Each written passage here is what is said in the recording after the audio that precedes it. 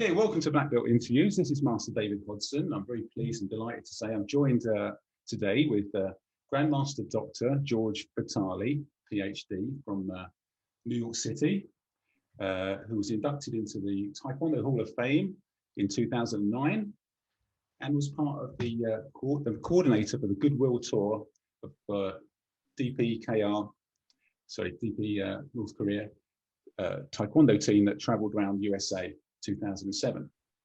Welcome, sir. Thank you very much.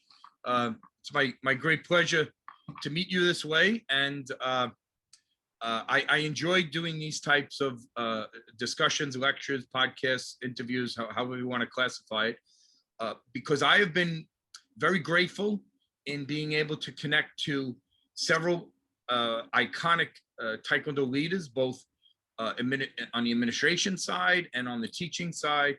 And I've traveled the world, over 80 countries. I lost track of how many places I've traveled to, but the knowledge that I've amassed, the data I've collected along the way, has been shared with me very graciously by these pioneers and iconic leaders and figures in our arts history.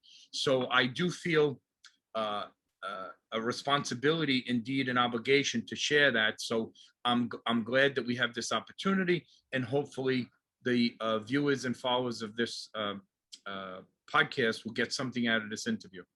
Yeah, very much, sir. That's what I'm very much appreciative of your time with all of that, of course. Yeah. So, of course, it would be great to hear anything that you have to say about your experience with General Che and with the pioneers that you've spoken about, and hopefully have some time to speak about moral culture, philosophy of Taekwondo, the Do, which sometimes is not often spoken about, somewhat. And maybe you could tell us a bit about Taekwondo etiquette, Sure. The history of that, and the correct way to do things. That'd be wonderful. But I guess for many, it helps if we understand a little bit about your background, sir, to martial arts, Taekwondo, how it all began. Sure. Okay. So my generation, I was born in the late 50s and started, becoming conscious of things going around me in the 60s. And the 1960s, especially in New York City during the Vietnam War, it was a very turbulent time. They talk about a cultural revolution and a lot of upheaval in society. And while all this is going on, and then there was a fabulous 4 guys from Liverpool that took the world by storm. You might have heard of them, called the Beatles. This is the background of how I grew up and how I come to age. And one of the big things that doesn't get talked about in that 1960s decade, because so much was happening, was Eastern martial arts. The Eastern fighting arts were making their way from the East to us in the West. And there was a fascination with this new type of fighting system. If you look at Hollywood movies, and Hollywood movies often chronologically shows developments in society, and sometimes even leads in some of the new trends that were coming. So there were occasionally a couple of movies where the main male actor would do a karate chop or do some kind of throw, and that was the limit of it. And then there was this guy named Bruce Lee, and he started making these what were kung fu movies, and was really the first crossover to Hollywood, making Hollywood films that was centered around martial arts. And this was happening at a time back in Korea, where our martial art is from, that Korean men were being officially dispatched abroad to teach this new martial art.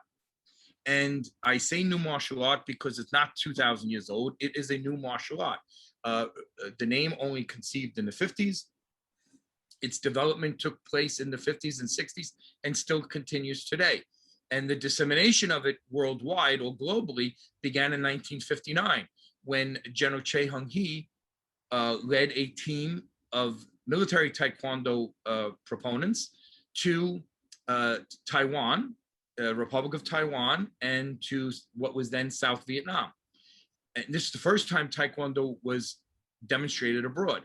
Now, at that time, other Korean males were able to get out of Korea, and some of them had some background in martial arts. And for instance, there was a Korean that made his way to Italy, and he was the pioneer of Taekwondo in Europe. And in 1965, when General Che led another, it was actually called the Goodwill Taekwondo tour around the world. The South Korean government, the ROC, Republic of Korean government, actually sponsored this tour. Their paths crossed because of course, General Che, at the time when we go around the world, would connect with the consulate and embassy figures, and they knew where the students were studying and whatnot. And this Korean pioneer actually became a member of the ITF, a founding member. So, you know, this was how it started to disseminate. And in my day, there was a TV series that greatly impacted me, Kung Fu. And I believe it lasted 3 seasons. Yeah. And one day I'm in high school, secondary school, and traveling to high school from my home in Brooklyn, New York was quite lengthy. It was about an hour travel on the subway system or metro. I'd have to go leave my home in Brooklyn, walk to the train station, go into Manhattan, up Manhattan, and then switch train lines and go into Queens. If you drove a car, you would go in a straight line. You'd probably be there about 20, 25 minutes. But since I had to take public transportation, I would literally make like a giant U every day to get where I was going. And on the train ride one day, one of my best friends that I went to grammar school with and all through high school, he had said to me, "What did you do this weekend?" And I said, "Oh, I saw this movie, Billy Jack. It was great. I wish I could do what he did." And he said, "Well, what do you mean? Why don't you train?" And I said, "I wouldn't know the first place to start." And he goes, "Why don't you train where I train?" And it was 2 blocks from my house. Yeah. He invited me up. I went up. I joined that night. My teacher told him, take me in the back and have him show me to put on my practice suit. And when he opened his bag, he had a black belt with the black trim around the bottom of his shirt, jacket top. And I said, "You're a black belt?" He goes, yeah. What do you think? Now, he had massive knuckles from punching, but we never knew back in those days you conditioned your knuckles because we didn't do anything. This was from the East. It was really foreign to us in the literal sense of the word. So we used to think he was very nervous. And, you know, kids can be very vicious. And he had a terrible stuttering or stammering problem. And when we were in grammar school, we'd have to each read a paragraph of whatever the book was, and we'd all wait to Eduardo to get there. And then when Eddie would read, he would stutter. Yeah. So he used to tell us the reason he had the big knuckles, because we asked him, was because I'm nervous and I chew on my knuckles. So we didn't know it had anything to do with physical conditioning. Yeah. So we just believed that. So that's how I was introduced to Taekwondo. But as a young boy, you know, I guess this is similar all around the world. Fathers taught their children, especially boys, to defend themselves. So I had my first boxing lessons with my father. He'd hold the pillow and we would hit. And then I actually took place in formalized boxing, and then in high school in wrestling. And then my brother Dennis was taking private lessons in an art that was called Tang-Soo-Do, which I guess was what we would call Korean karate, yeah. Where Taekwondo evolved from. So I took some basic things and, you know, how to punch and front kick and whatnot. And that was it. There was nothing else. But then that first day in the school, everything changed. My life was impacted tremendously. I tell people, we all sit on chairs, and chairs almost always have 4 legs. And the 4 legs of my chair that I go through life with is my family, yeah. My academic education, my religious upbringing, and my Taekwondo training. And those things have contributed to making me who I am today. So that's how I got involved in Taekwondo. And it was at a period of time where this was new to the West. And as a matter of fact, I was 16 years old when I physically and formally signed up for those first formal classes. And in those days, there was actually no children's classes because this was considered an adult activity. And now today, it's completely flipped. In my area and really across the United States and overwhelmingly in Korea, it is a children's activity. So there's been a lot of changes, obviously, in those times, but that's how I got started. And the last thing I'll add is I never was blessed with great physical talent, but my teacher, my Korean master, Kim Kwang-sung from Gwangju in South Korea, he saw something in me, the ability to share information with others. So he encouraged and groomed me to share that information, and I fell in love with helping people. So that's how it all started, and that's what brings us together today. Yeah, wonderful. Thank you for sharing that. I mean, so it's all, you could say it was a good time for experiencing martial arts with all the start of these new Eastern influences that were coming over. It just happened to be Taekwondo that you walked into on that day. Just because my buddy trained in that. Yeah. If he trained in something else, and the school was 2 short city blocks away, I mean, you could get there literally 3-4 minute walk. Yeah. So it was quite convenient. Yeah. Those are, you know, just how things work out. Yeah. You know, if he was studying Kung Fu, I would have joined the Kung Fu school. Yeah, absolutely. Or some type of karate or any other martial art. Yeah. And we hear that time and again. And it's similar to my experience as well. Very much. So you're caught by something immediately, right time, right place. Right. And you mentioned your master. Was that your master from day one? That's correct. Yes. Yes. Kim Kwang-sung. He was his ITF degree would be K745, meaning the 45th Korean in the world to make 7th degree. Wow. And General Choi came to our school, but he came to our school before I joined. And I met him later on. My teacher sent me to a tournament in New Jersey, which his friend was running. Now his name is Grandmaster Kim Suk-jung. He was a member of the ITF demonstration team that toured Argentina in 1979 and introduced Taekwondo to North Korea in 1980. He was the last Korean in our area, geographical area, that remained with the ITF. Because once General Choi went to North Korea, it became very difficult for any Korean instructor to stay with him. And they received tremendous pressure from the dictatorship back in South Korea to sever those ties, or your Korean passport wouldn't be renewed. You wouldn't be allowed back home. People in your family that had government jobs wouldn't be promoted. So these kind of horror stories went on. So it was at that tournament. My teacher, unfortunately, could not go because he could not publicly be seen together with General Choi. So he sent me to the tournament. And that's how I fell in love with ITF Taekwondo. And it's funny because General Choi and I became close over the years, and we shared a lot of intimate settings together. And the first time at that tournament, I asked one of my students' fathers, when General Choi walked in the room, I positioned myself so he would be walking past me and he took a photo. We didn't pose. I would just stand there as he was walking, so I can say I had a picture with the general in it. And I thought, you know, this was 1984. I thought maybe I would never have another opportunity to see him again. Never mind to meet with him, train with him, be in his house, have his wife serve us tea, you know, give us a private tour of his basement, his collection, and interview him on more than one occasion. And then I had the privilege of driving him over 2 hours from a seminar in Connecticut down to Manhattan, where the UN is, to have a meeting with some Korean officials. So that back and forth trip was great, but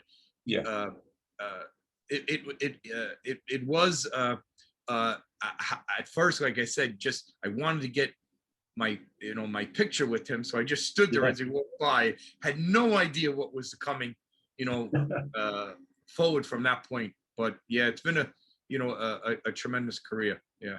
Yeah, wonderful. And so that was 1984 in the competition, is that right? Excuse me? Was that 1984 you mentioned? 1984, the General Chase Cup in Bergenfield, New Jersey, hosted by Grandmaster Kim Suk-jung. That's right. Yeah. Yep. Yeah. You would have been. I went there in 84 and 85. The next year, General Choi didn't come, but the vice president of ITF, Grandmaster Lee Suk-hee, he came there that year. And it was sometime after that, I don't want to say shortly, but sometime after that, Grandmaster Suk-jung Kim left the ITF, and it wasn't a problem with General Choi, as he relayed to me. It wasn't a problem with pressure from North Korea because his family was living in the United States. He really didn't have people back home getting some of the types of pressure that other Korean instructors did.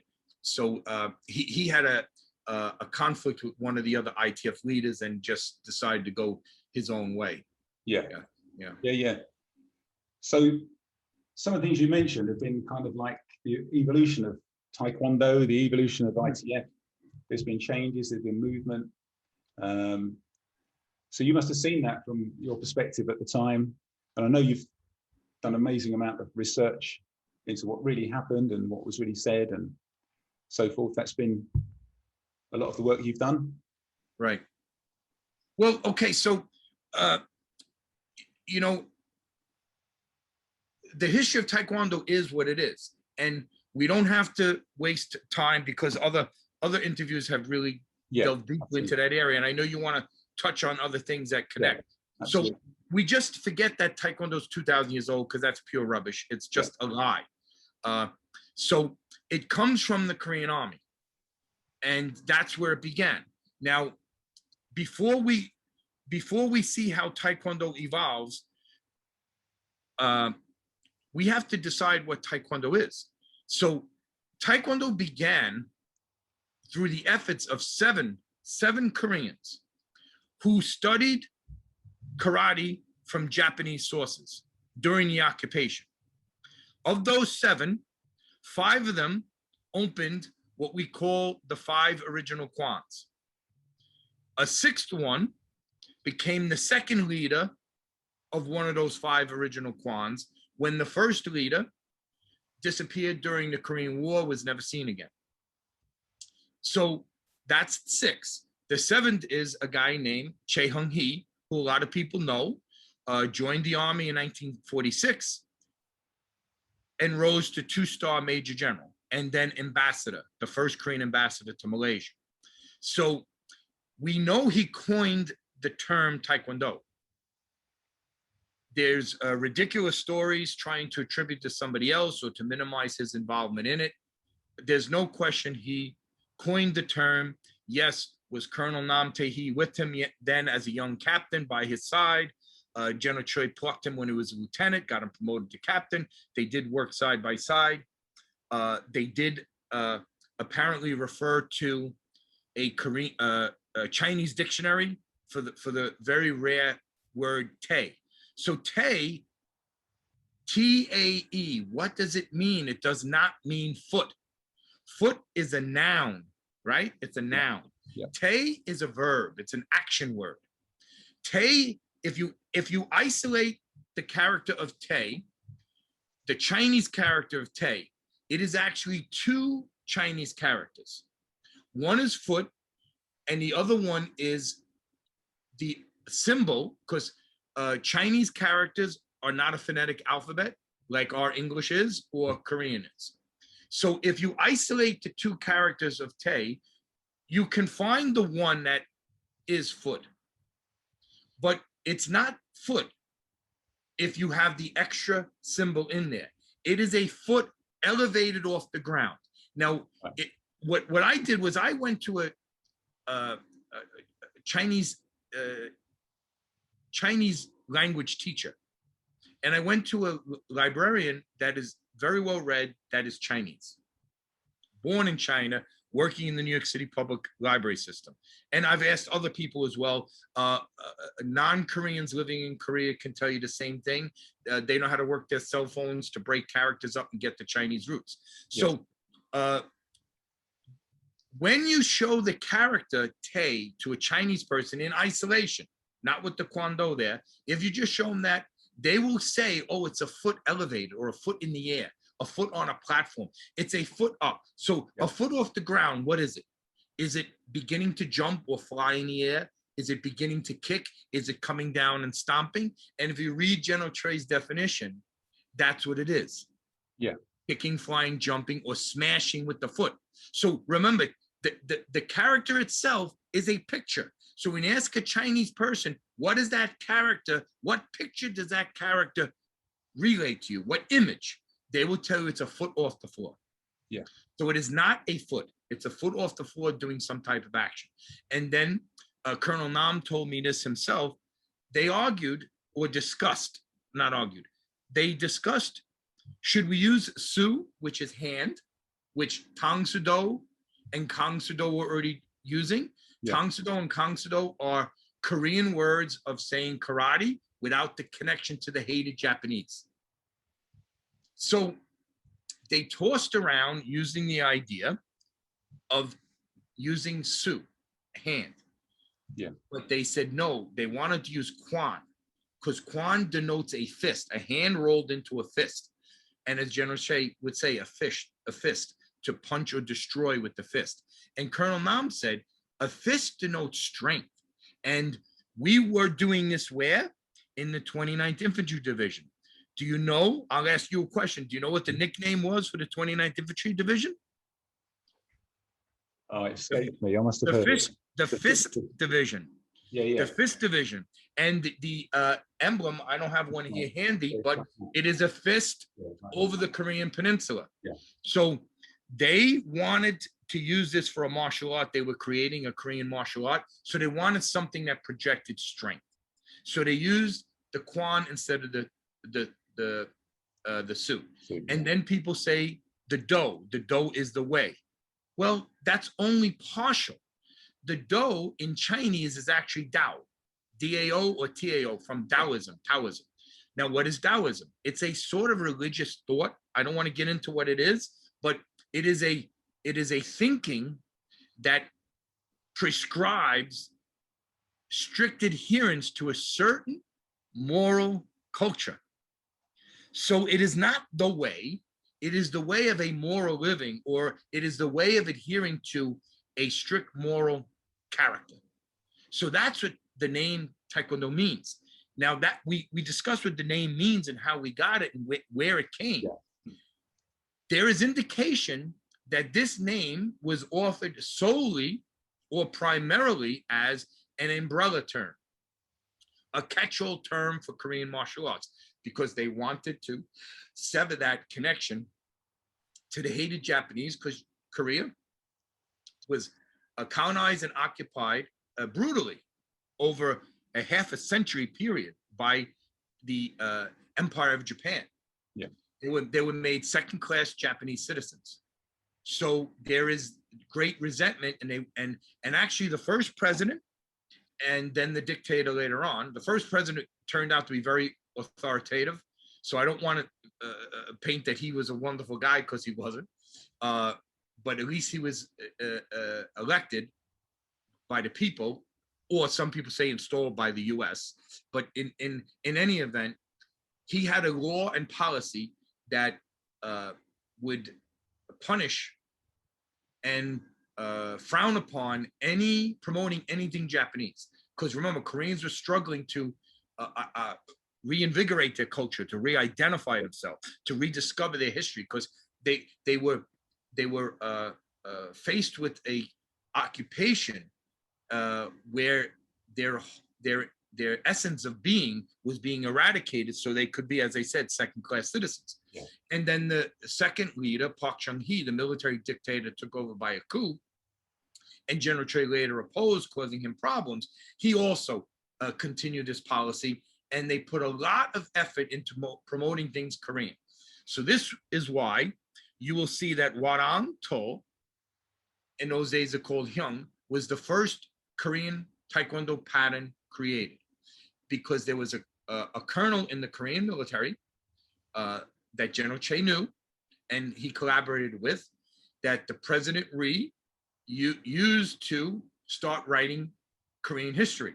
And he told this tale of the Hwarang warriors. The Hwarang warriors is largely fabricated. It's a complete myth.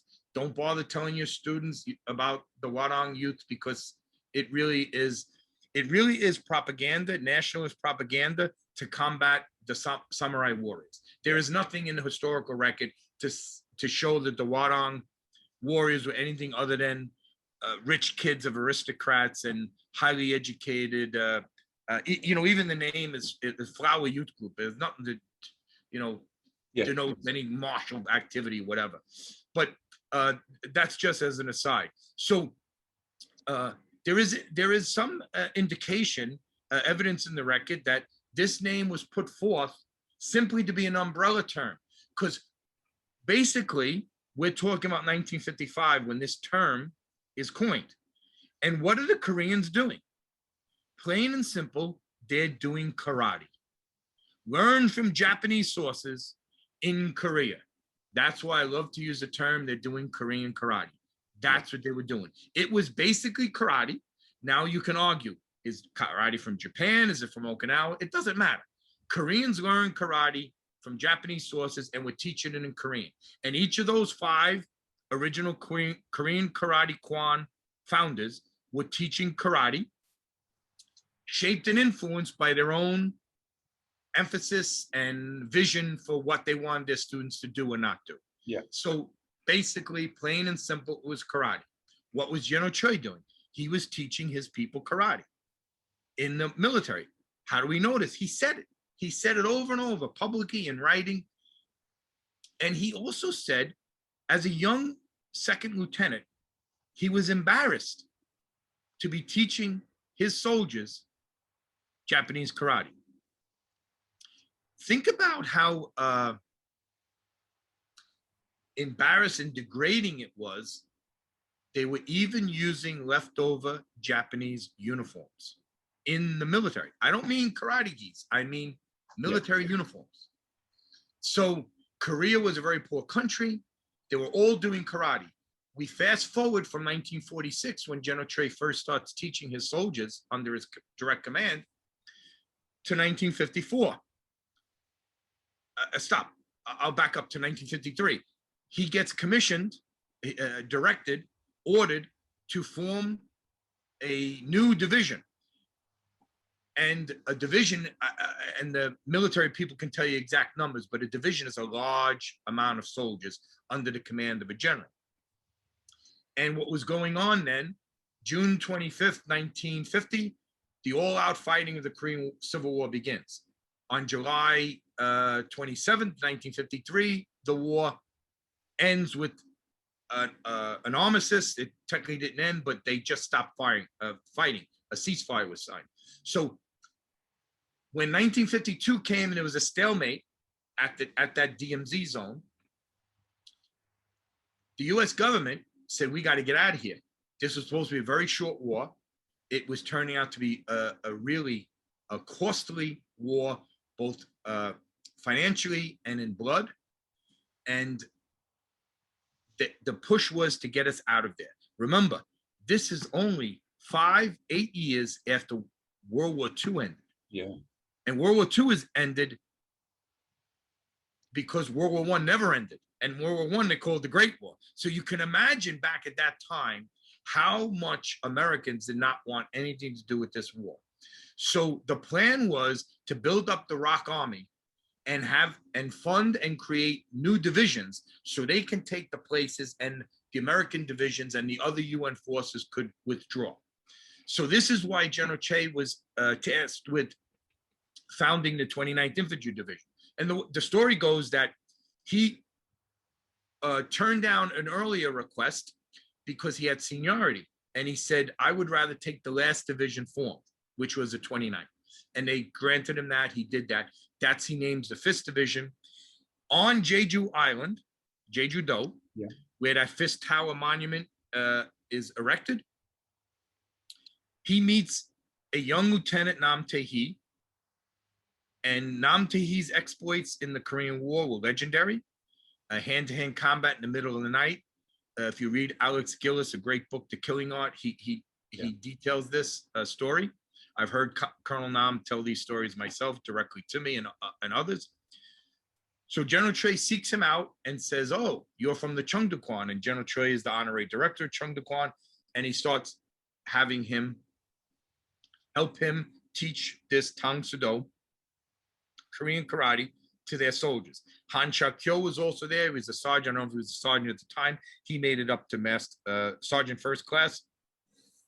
He was a student of Colonel Nam at the Cheongdo-kwon. So the three of them are the first three masters of Taekwondo.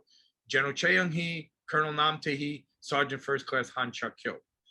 So they're doing this Korean karate demonstration.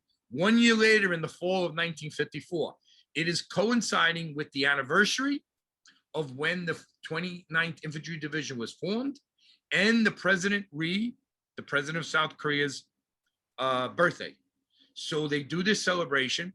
President Ri exclaims, "Oh, this is Taekwondo."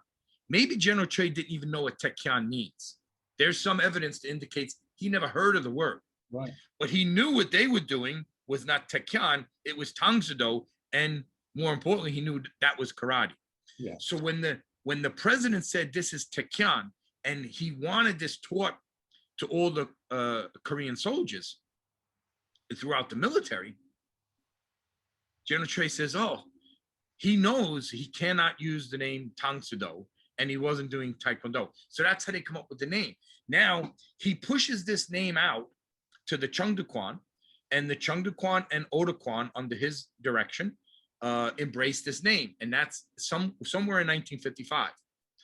Subsequent to that, the president gives the calligraphy authorizing the use of it, and he tries to get the other kwons in 1959 to follow suit. But remember, all of these 5 kwons, and by 1959 is actually 9 of them, they're all doing their own thing. They don't want to do what General Choi's doing. Yeah.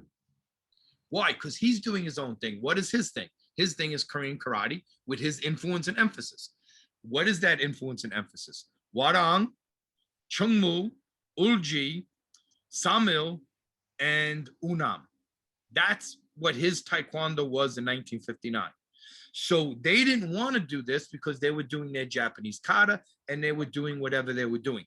Yeah. They were all basically doing the same thing, because karate, kicking and punching, is the same thing as kicking and punching for a non-karate person, right? How many ways can you front snap kick? Yeah. How many ways can you punch?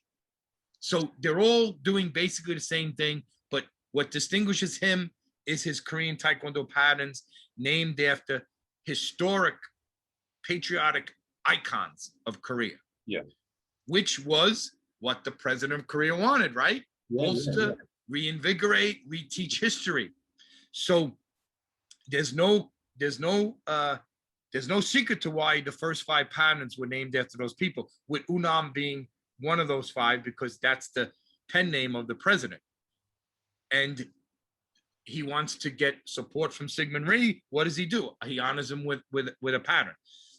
Next year, 1960, there's another great upheaval in South Korea, and student protests all over the country, and the American CIA flies Syngman Rhee and his family out of Korea on a CIA plane to Hawaii, where he lived his remaining 8 years or so in exile. So once he exiles in disgrace, General Choi scraps Unam, and that's how that became the lost or forgotten pattern. So basically in 1959, General Choi tries to force everybody else to use his name. And they say, no way, no way. But he now has the director of the Korean Amateur Sports Association with him. So with this, he's able to get his way because he has clout in this government as a military general. This Korean Taekwondo Association that he founds then, and he's the first president on September 3rd, 1959, did not last that long, because the Muda-kwon, Wan Ki dropped out. Dr. Yoon, the second leader of what is now called the Jido-kwon, drops out, and it basically becomes General Choi's KTA.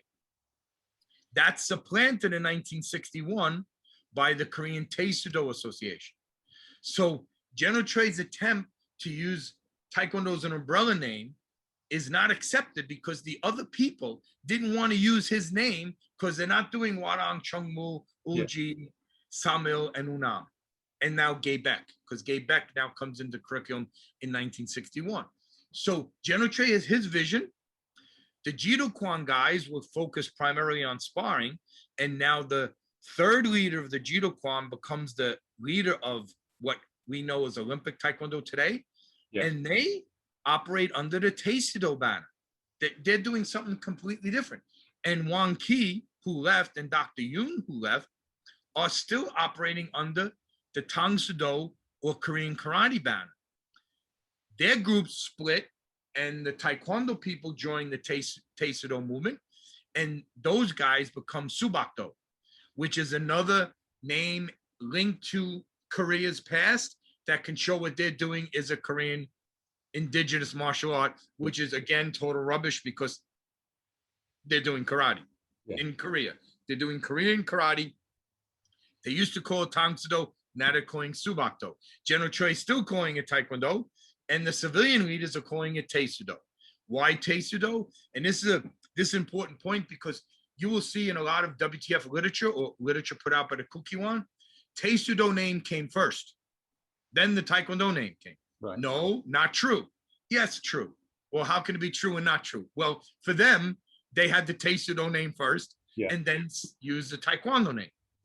But the Taekwondo name existed well before the Taekwondo name, because the reason they got to settle upon the Taekwondo name, that was a compromise between Taekwondo, Tangsudo, Kangsudo equals Taekwondo. Yeah. The Su from Kangsudo and Tangsudo, the Tae from Taekwondo, and the Do from all three.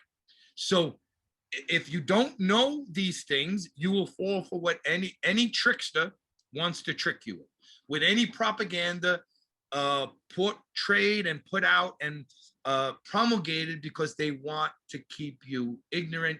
They want to trick you. And I don't want anybody tricking me. That's why I read original source documents. So the umbrella use of Taekwondo name did not last. Everybody does their own thing. The Kukki Taekwondo or Kukkiwon WTF people came to finally accept the name August 5th, 1965 by 1 vote margin. At whose insistence? General Che, because now he's the third president of the Korean Taekwondo Association. He pushes. They become now Taekwondo. Much to their chagrin, they really don't like this. And when General Che left, they actually wanted to go back to the Taekwondo name. But when Dr. Kim Il-young comes in 1971, he says, we're not abandoning the Taekwondo name. That's ridiculous. General Choi already established a platform, bases all over the world of Taekwondo. We're just going to steal, co-opt, take them. We'll force them to switch over to us. We'll bribe them to switch over us, or we'll show, which is what they did, we're going to be in the Olympics. Our product is better. Join us. And they did. All around the world, they did. And we know who won that. We know Dr. Kim won that. And we know WTF's in the Olympics and ITF is not. So you have three entities all claiming to be Taekwondo that are not really related in any way. So how did any one of them come to be Taekwondo? It depends on the path of development they took.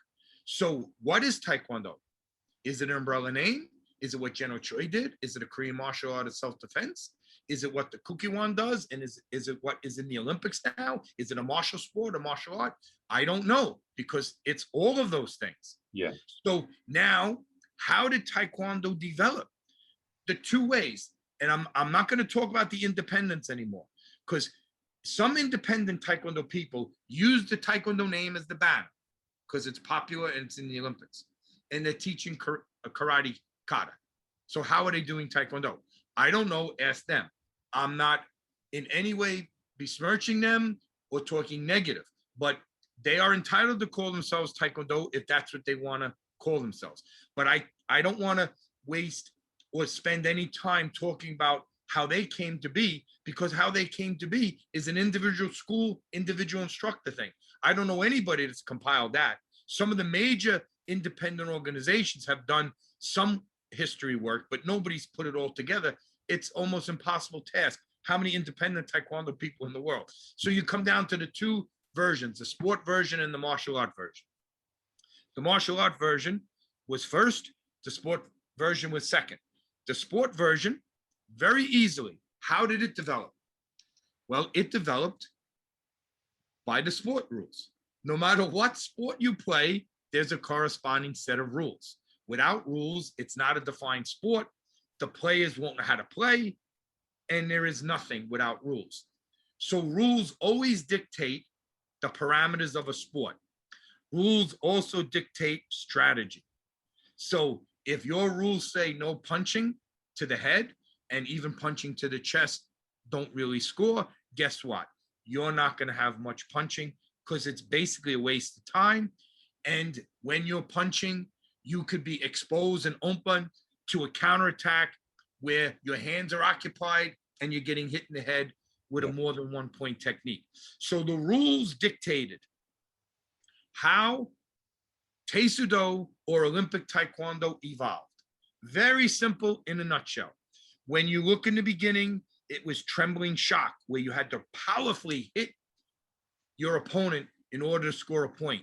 Now they have the electronic hogu, the chest protectors that are scored electronically. So now you have foot sense, you have sensors in your protective gear and sensors in the protective gear that will determine whether a point is scored or not. And you'll see how the strategy has changed, the training methods have changed, and there are a lot of people that say, what's going on here? This is not the Olympic Taekwondo of the 80s and 90s. What is it today? So that's in a nutshell of how the WT sport Taekwondo evolved. Now, part of that is the Kukkiwon. Now, people don't realize the first WTF World Championships was not the first WTF World Championships. That first World Championship, 1973, was the KTA, Korean Taekwondo Association's World Championships. They were the host. They hosted it in the Kukkiwon. And after the tournament ended, the delegates from around the world formed the WTF. So how can the one in May 1973 be a WTF World Championship when the championship ended and then they created the WTF? So the KTA was the main group for the civilian Taekwondo leaders, and it was based in Korea. The Kukkiwon was built, it was General Choi's vision. I'm not saying other people didn't have that vision, but we know as early as 1968, General Choi envisioned and actually had the plans. I have the diagram, you know, the drawings of this headquarters. And they planned in 1970 to have a world championships. But with all the changes in Taekwondo, he didn't get any support with the political problems. That never happened. And the first world championship took place in 73. And where did it take place? In the Kukkiwon. That type of structure that General Choi wanted to build. Yeah. And this is important because this will also show you how the WTF developed physically as far as techniques go. So General Choi envisions having this international headquarters, and he goes to the Korean government and asks for funding. And the KTA finds out about this. Now, the KTA is technically the entity registered with the government that is overseeing Taekwondo in Korea. General Choi formed the ITF after leaving the KTA, after his one-year term was ended because of the infighting with the civilian leaders who didn't want to follow General Choi's way and didn't want to adopt his system. And his system was clearly different from what their system was. So never think ITF WTF split happened in 1973 and after. This happened from day one, even before 61. But the WTF dates itself to the Taekwondo Association in 1961. So when General Choi is looking for funding to build his international headquarters for the ITF, which is viewed by them as a private organization, they say, why is our government giving funds to a private organization when we're the entity, the organization is registered with the government? And General Choi countered and said to the people in the government, and many of them were his friends, right? Because he was a high-ranking military general, and this was a military dictatorship. run by a lot of people that came to power in the military. And he said to them, wait a second, I'm Taekwondo. We're the approved name. They are doing karate kata. We're doing Chunji Dangun Dosan Wanyo, again, Warang Chungmu Uji, right? We're doing Korean Taekwondo patterns. They're doing karate kata. What are you talking about? So what do the civilian guys do? Oh my God, this is a big problem. We need to, sorry, I lost the screen there a second. Back, yeah. We need to come up with our own patterns, their own set of forms. And they haphazardly, very quickly, threw together a committee. And the way the story is told, a couple of people were tasked with creating 2 forms each. And that's how they came up with the first set of forms, the Paogwe forms, and the first set of black belt patterns, which included an original choreo, which I learned from my teacher many, many years ago. So those patterns were put together at last minute, since different people, it was said that different people were tasked with the responsibility of creating patterns. They didn't have the continuity or the flow, because how can me and you make a pattern in isolation, and then hook it up with 2 other patterns that 2 other people made in isolation, and another team and another team? So it became very quickly apparent that these forms didn't have continuity. There was not a progression, and they had no philosophical or Korean identity like Warang Chungmu and Ulji did, and they became problematic. So later on, another committee was formed. I happen to think both were done at the same time. The theory I'm working on, that was told to me by very reputable people, but I haven't been able to confirm it, was both sets of forms were made at the same time. The Taeguk Pumse were designed for kids because they were very basic and very easy for grammar school, elementary school, school-age children in school, in physical education classes in school. And the Paogwe were for the adults. But the Paogwe were very, very Koreanized, just as the ITF, sorry, not Koreanized, very karate-like, just as the ITF ones are, just as the Taeguk Pumse are. It's all karate. What are karate moves? They're basic generic martial art moves. So General Choi rearranged moves, Paogwe's rearranged the moves, and the Taeguk rearranged the moves. But what are the moves? Front kick, side kick, punch, low block, right? You know, so when these forms became problematic, and the children, now when they became adults, were forced to learn a new set, that affected retention. So they scrapped the Paogwes entirely out of the curriculum. For a while, both were allowed. Now, the Taeguk is the only official group. And then what the WT is doing is they're trying also to see if they get Pumse into the Olympics as an event, like karate's doing with kata. So they are experimenting. So this development is always going on. The Kukkiwon is experimenting with making very, very flashy, very acrobatic type of patterns that have a lot of kicking and a lot of high kicking. And if you do a comparison between the ITF Toe and the Taeguk Pumse, or the WT Kukki Pumse, you will see that ITF Toes have much, much more kicking, more high kicking, slow kicking, jump kicking, flying kicking, whatever. So there really is no comparison with those two. But that's how the WTF or the Olympic sport side has evolved. And how did our ITF style evolve? Well, again, the same basic roots, karate, and it was in the military. It was for 2 primary reasons in the military. One being self-defense, and 2 being to build a spirit de corps among the soldiers. And that's where the patterns came in, this patriotic fervor. You know, that's very important in a fighting unit, to have that patriotic fervor, because who are you fighting for? You're not fighting for your girlfriend. You're not fighting for your boxing club. You're fighting for your country. and you're fighting for your country in another war against who? Another country. Yeah. So this is something that militaries have done from the beginning of time with the drums and all these kind of things. So that's how we began, and we evolved away from those karate roots primarily on the patterns. And then when we started having our competitions, ITF competition has always had 5 categories: patterns, sparring, power, which is breaking, special techniques, which is flying breaking. And then we used to have free special techniques. Free special techniques was where you as the competitor would devise a flying breaks with multiple targets. So if you put up 5 targets in the air and broke all 4 boards before landing, I put up 4. The degree of difficulty is harder for yours. You'd get a higher score. Yeah.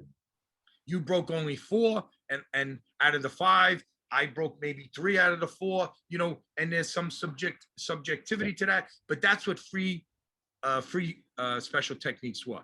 That was eventually eliminated. And then when General Choi, towards the end of his life, he wanted prearranged free sparring to be included. What is prearranged free sparring? It's basically what got me to join Taekwondo in the beginning. It's Kung Fu theater. It's a made-up fight, you know, just like they did on the screens in Hollywood with the Billy Jack movies, or with David Carradine in Kung Fu, or, you know, Bruce Lee's many movies, and, you know, Jackie Chan. I don't know who the current ones are today. So it is a made-up fighting skit. And that's it in a nutshell. And General Choi would explain it as a prearranged fighting where you would display techniques that are not normally used and are not or not allowed in competition. You can't kick below the belt, you can't sweep, you can't throw. All that is done in prearranged free sparring. So he commissioned somebody like now Grandmaster Wim Boss and Grandmaster Lau Wei Ming. They both happened to be in 2 ITFs when ITF split, but they were among the leading proponents. One side calls it Holson Sul, the self-defense routine for the World Championships, and the other side calls it prearranged free sparring, which is the correct name. Yeah. And the other ITF doesn't have either, because they broke away from General Choi when he was still alive, and were unfortunately excluded, and in my opinion, unfairly so, from that meeting in January 2002 held in Vienna, Austria, and were not privy to this request to do this new 5th category. So I do wish that they would follow suit, so all 3 ITFs could be, you know, on the same page with the 5 categories. But, you know, so now you have our ITF style progressing with new patterns being developed along the way, with the emphasis on self-defense. Talking to many of the iconic pioneers that were in the military, they basically said, we all had some type of experience in fighting, whether it's just street fighting or judo, karate, or tang sudo, wrestling, sumo wrestling, whatever, archery, kendo. There was, you know, it's another joke to fall for. Really, it's really sad for people who fall for these lies. You probably heard the lie that martial arts are outlawed in Korea during the occupation. Again, it's total rubbish. If it was outlawed, somebody would show the section of law. You know, they have all this stuff. It's not there. People have looked. It's not there. Excuse me. What they did outlaw was large gathering of males, because obviously they didn't want dissent. So that was something that was definitely restricted. To have to get a permit for it. But martial arts weren't outlawed. There was kendo, there was boxing, there was archery. Do you know what archery is? Bow and arrow. You know what an arrow does if it goes through your heart? Come on. I mean, it's silly to think these things. Yeah. So when we began the emphasis on self-defense, and what these soldiers would tell me was, they drew in Grandmaster C.K. Choi Chang-kyun. He says it best. Taekwondo was in a way, a mixed martial art, and maybe the first mixed martial art. I don't know. Yeah. And by that, he meant it was a mix of the martial arts available to them at the time, a consolidation of techniques. This worked, they kept it. They tried this, it didn't work, they eliminated it. So it was all about fighting and self-defense. When this went to the East, it was all about fighting and self-defense. That's why yours truly, the skinny little 16-year-old teenager, joined, because I was afraid of my own shadow. I wanted to protect myself the way Billy Jack did. I thought it was cool. So as Taekwondo came to the West, and the Karate Kid movies and Ninja Turtles, then we had what was called that I called the kiddie invasion. Once the kids came and the focus was on adapting the martial art to children, because that's where the big money was, more change happened already. So our change happened with the different rules for competition, because some people use even ITF Taekwondo. One of the 3 ITFs really puts a lot of focus on competition. And you can see when I travel, the training is really focused on that. So if you look back at the history, you'll see that these Koreans went abroad. Many of them spoke very little English, and their commands were very rudimentary. It was basic, and it was Spartan training. And as leaders came up in the UK and the USA and in South Africa and in China and South America and Canada and all around the place, as these instructors came up, fluent in their own native language and access to General Choi's teaching materials, teaching became much more sophisticated. Likewise, in South Korea and North Korea actually as well, you can go to university and you can study Taekwondo in an accredited university and get a college degree, a recognized accredited degree in physical education, Taekwondo studies, or, you know, and when you graduate from a university course in South Korea, you also get a 4th degree Kukkiwon and a teaching license. So I don't know, you know, what I did here to get a 4th degree and to teach it in my own school and even in my teacher school was drastically different than a university setting, drastically different. So you can see how that influences things. So when you now have an ITF Taekwondo, no titular head, right? When General Choi was alive, he was the end all be all. He was the final say, the final arbitrator. What he said went. It was his way or the highway. Now he's gone.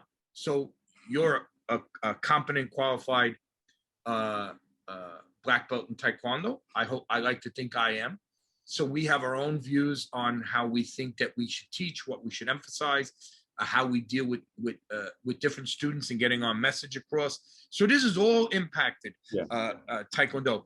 In Ireland, in particular, the group there that runs Taekwondo for one of the ITFs is, and I'm partial because my cousins are involved in that. So I am partial to them, but I am so impressed upon how they do things, because their leaders are these 4th, 5th, and 6th degrees that are young and energetic, and guess how they've been educated?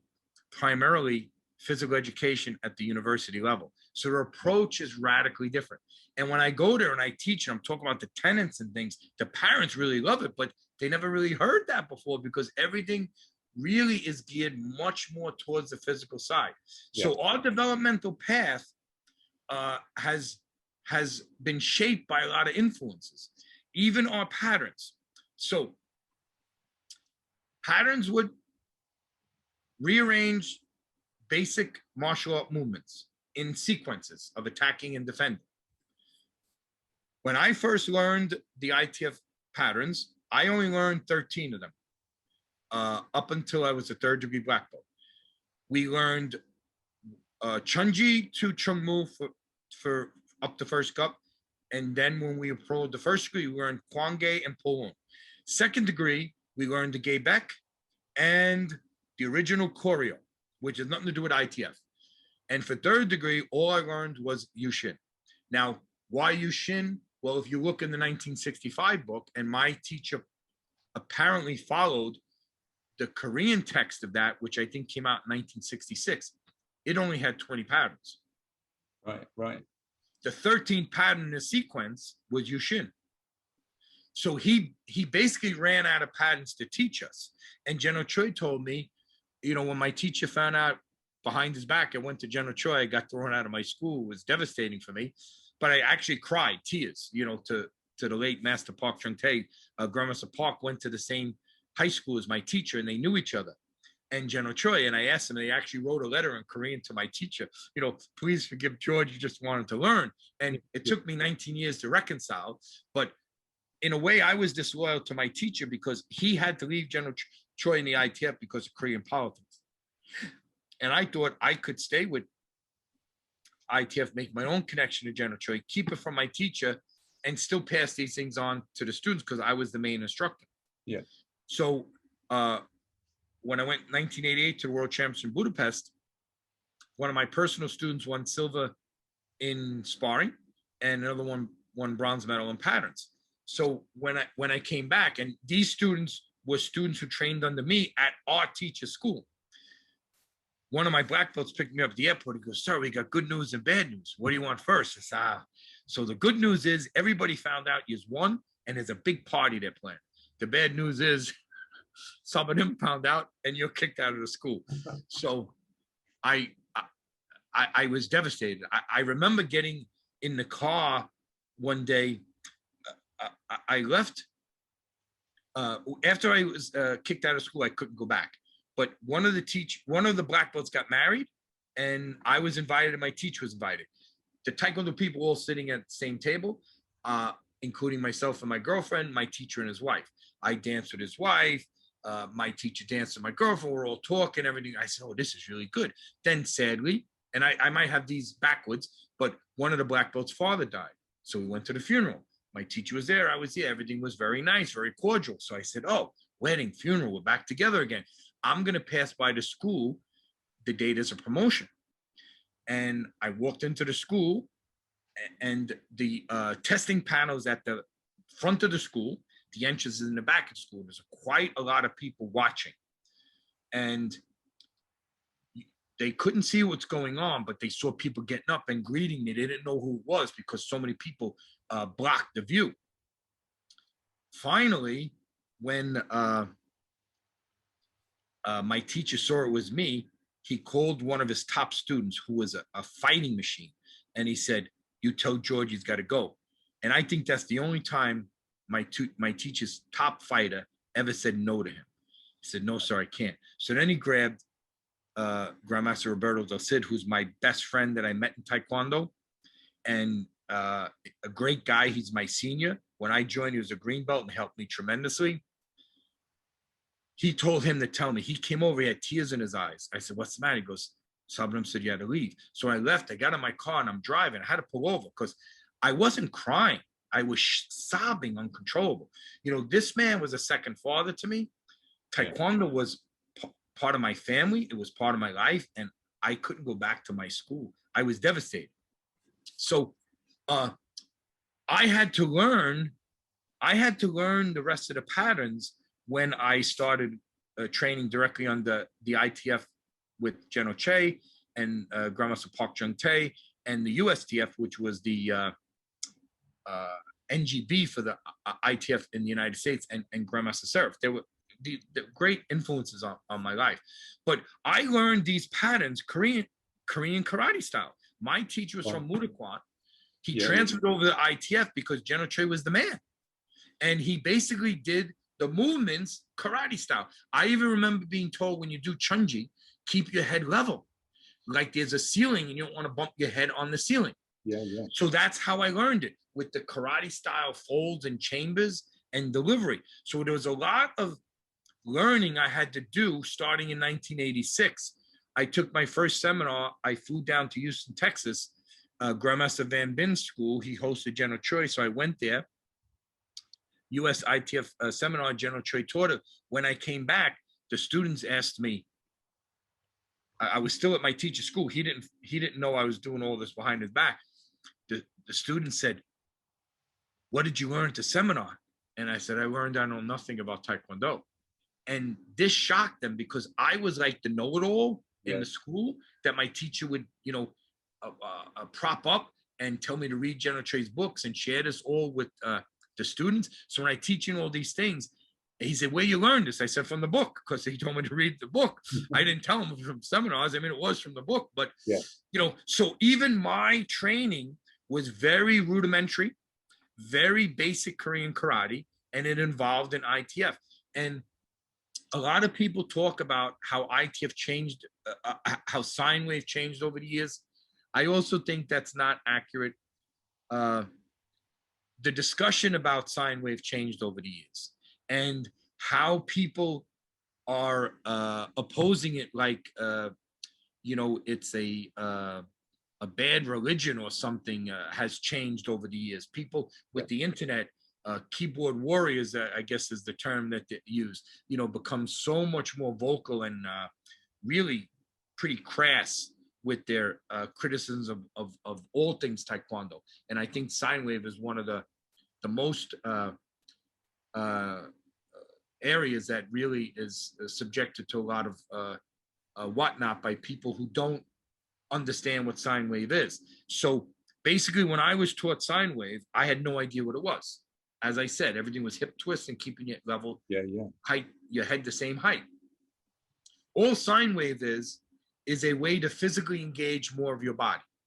That's all it is. And we were taught up, down. And later on, the down, up, down was emphasized. But it really wasn't down, up, down. It was relax, up, down. And we were always taught to relax in between movements. As a matter of fact, when you look at the 15-volume encyclopedia, when it came out with the training secret of Taekwondo, it was 8 parts, now it's 9. But initially it was 8 parts. And one of the 8 parts always, while the movement is in motion, keep the arms and legs bent. Well, when your movement is in motion, your legs are bent, you're going down. It's natural part of relaxation. Every sport does it. I don't care what physical activity you do. They all do it. Try throwing a ball without bringing it back and winding your whole body up. You throw the ball, it's going to be like this, and they're going to think you have some type of infirmity. Okay, so you guys call it football, which I know is the proper name. We call it soccer. You can't kick. You can't kick that ball if you're not bringing that foot back and winding it up. Same thing with baseball, all of this stuff. So everything, boxing, the same thing. All it is engaging your body more. And the biggest criticism is probably because General Choi probably never should have used the term sine wave, because sine wave has a specific scientific or mathematical, I don't even know which would be the correct area, definition. And I'm not a scientist, I'm not a mathematician, I'm not a physicist, I'm not any of those things. I just know when I do sine wave, I am making a conscious effort to engage more of my body. When I engage more of my body, I feel I generate more power. Whether that's true or not, I don't know, because I don't have the technical ability to test the amount of force or power that's generated. And I don't even know if the correct term is force or power. But I do know when I do breaking, I do all the elements of the theory of power. I engage my entire body when I break, whether it's punching this way, punching downward, or whatever. So the criticism, oh, you're not going to down, up, down, you're going to get hit. Well, fighting, realistic fighting, you have to understand General Choi's teachings. He also told us in the training secret of Taekwondo to practice with realism. Realism means in actual combat, just go back to boxing. A boxer jabs. There's no power with that. It's a flickering thing to harass, disturb, and set up something else. It's to annoy your opponent. It's not to knock him down. Although a boxer like Larry Holmes had a jab like a battering ram, and Ali flickered it out. So nobody that's flickering a jab is punching with power. And you never see a boxer wind up and throw the haymaker, because if you do, you're so exposed and you're going to get knocked out. When do you see them wind up and throw the haymaker? When they have the opponent on the ropes, on what boxers would call on Queer Street, right? You're cloudy, you got walloped, and you're hardly able to keep your hands up. That's when the guy winds up, the opponent, and knocks you to kingdom come. So people just don't understand how it progressed. But again, politics plays in so many things. So when Master Park Jung-tae, then an 8th degree, Secretary General and Chairman of the ITF Instruction Committee, left the ITF, General Choi said, I heard it with my own ears, from his mouth directly. He makes so many mistakes. Now my job, very difficult around the world of fixing. And that's when he started articulating down, up, down. We always did down, up, down. Yeah. We just didn't go down. We didn't like sink down, because it's relaxed down, up, down. And if you ever watch General Choi perform in any of the old patterns, even when Grandmaster Park Jung-tae was there, you always see the relaxing. So now the relaxing is articulated. Since it's articulated and it's emphasized, it becomes more pronounced. But basically, sine wave is the flow of your body, because if you're stiff, right? No football player is kicking that ball with a stiff leg, right? Same thing with, you're not punching with a stiff arm. Everything's relaxed, and speed is the most essential, and the most essential factor is speed. And you do not generate maximum speed if you're tense. That's just common sense. It's just like you can't speed in a car with the emergency brake on. You got to let it go so that engine revs and everything moves and the wheels start turning. So you see how our Taekwondo has evolved, and it continues to evolve today, because you have, as General Choi said, and I think maybe this is a segue into the next area. As General Choi said in his last years, he spent so much time going around the world emphasizing the physical. And there are many competent, qualified instructors to go on teaching the physical. Yeah. He said his big mistake was not enough focus and emphasis on the do. And he asked us, you, and me, and all the other instructors of today to take care at moving that forward. So yeah, Taekwondo's still going to develop. It's still going to evolve. And how is it going to evolve? It's going to evolve how you think it's important and you teach to your students and what they find value in. And the same thing that I do. And now if our students never meet, they may never commingle, and that would be sad. And that's the great thing of having a true world championships, because now everybody comes together and now exchanges of ideas flourish and whatnot. I think that's trying to use an historical overlay of how Taekwondo develops and evolves, and I think it's going to continue, and it should. Yeah. No, thank you so much for that, Grandmaster. There's so much there for everyone to pick up on.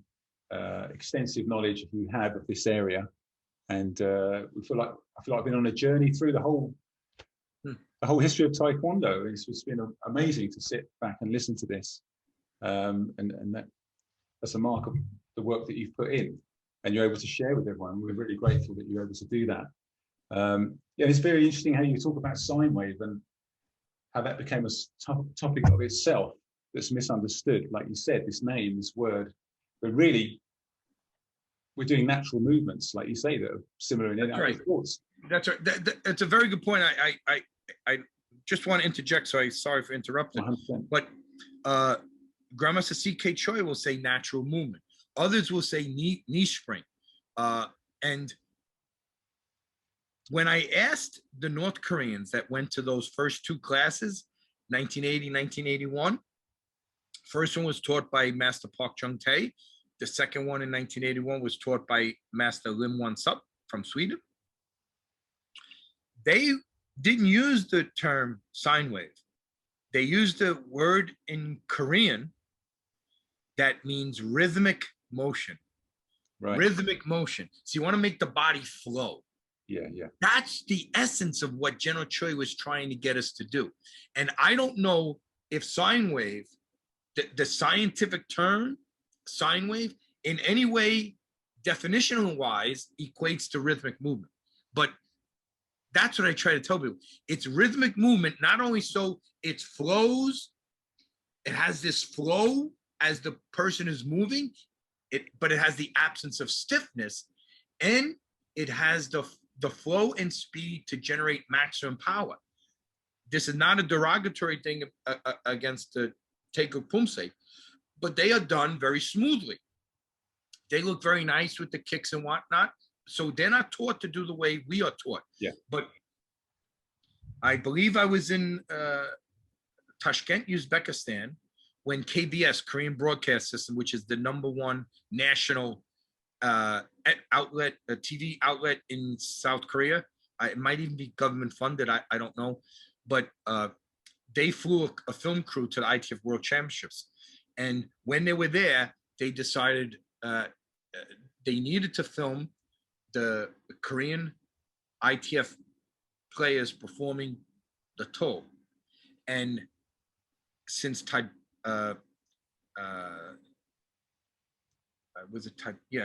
Uzbekistan, I believe it was in, since that is overwhelming in ITF territory, WTF's very weak there, they had a hard time finding WTF participants to film.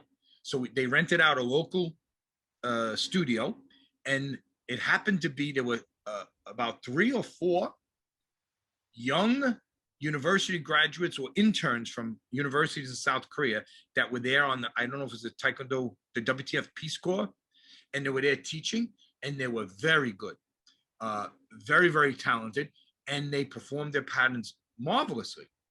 But there was no power. Again, not a criticism. By design, they're not doing what we do. They don't explode at the end. They're not trying to put forth full power. They're doing something completely different. And I don't want to categorize what they're doing because I wasn't taught that way, and I don't want to speak for what their emphasis is supposed to be. But when they went back home and KBS executives or whoever is the next levels up said, oh, we can't show this dichotomy because it was a nice flow with these young people, and then these fully developed males that were in their 30s or what, I forget, that were so powerful.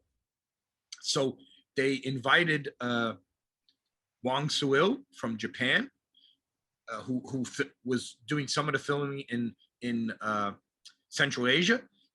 They flew him to Seoul, and then they grabbed one of the most powerful WTF Pumse performers, and then they refilmed it again in their studios, and that's what aired.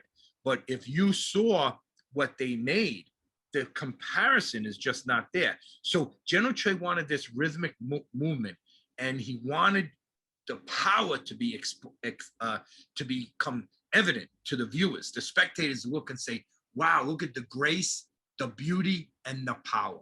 Yeah. So that's very important. And so I think people should understand that when it comes to this whole sine wave debate. Because for me, if I stand still and I punch like this, I don't generate as much power when I revolve. Now, why? I mean, I don't know, I'm using more of my arm. I'm engaging more. And then if I punch out this way at the same time twist this back, I'm engaging more of my upper body.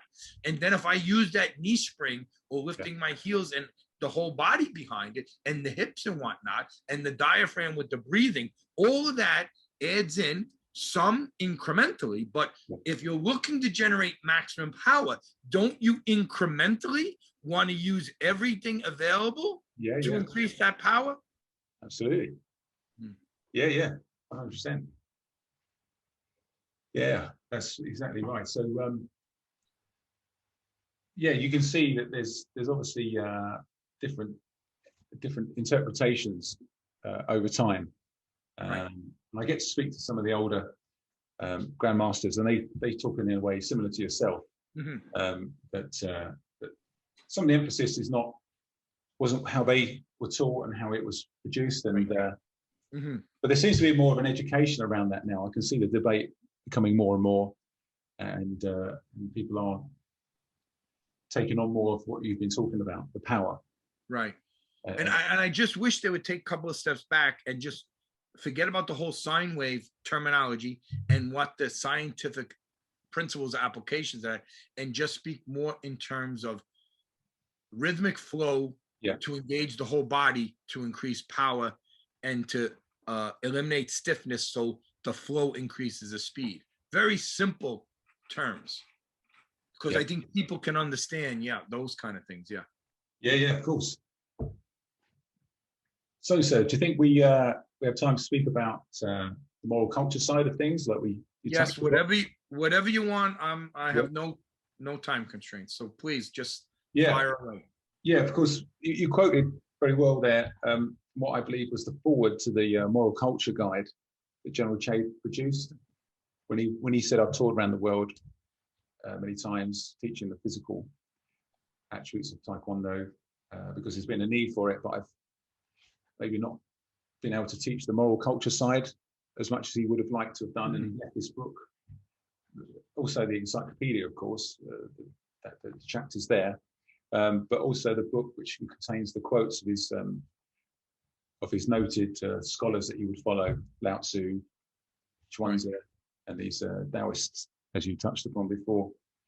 Do you know how that originated? Was that from the beginning, or was that something General Che built a knowledge of through his own education? Or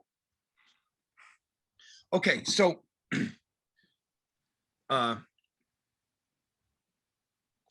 martial arts stem from military fighting arts, and at some point in time, militaries relied less and less on hand-to-hand combat, because of technological advances in weaponry, starting with gunpowder, right?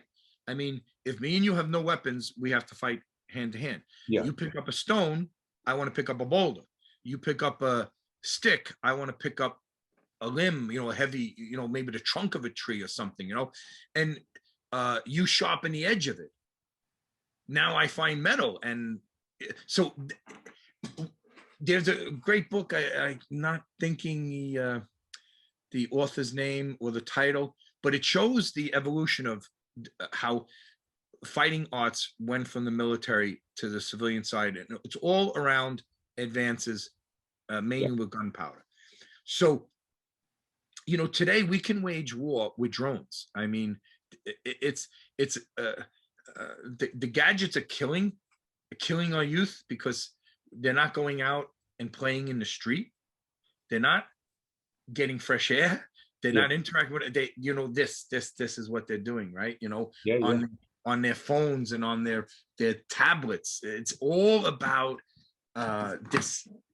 And I saw a couple of movies where, they have in these pods, they have these soldiers that are directing the drones and dropping, and they don't have to be there. And if the drone gets shot down, good for the people defending, but you didn't lose a life, because it's unmanned. So you have to understand, fighting arts moved from the military to the civilian side really with judo. And when you look at judo, and I believe kendo, but I'm not as familiar with the progression of kendo, but I know it was around the same time. But judo, there was a guy named Dr. Jukuro Kano, who was a doctor of education and a teacher. And he was also a jujitsu master, maybe. And he created judo from this more deadly martial art into a martial sport. But more importantly, what he did was put this inside the education curriculum in the academic schools. So this notion that martial arts are thousands of years old is really not accurate. Yes, I know there were people, and you know, you hear these stories about different styles of kung fu mimicked different animals, tigers and praying mantis. You know, I'm not saying none of that existed, but what we know today as Eastern martial arts came to the West, stemmed from Dr. Kano and judo. And judo became an Olympic martial art in 1964.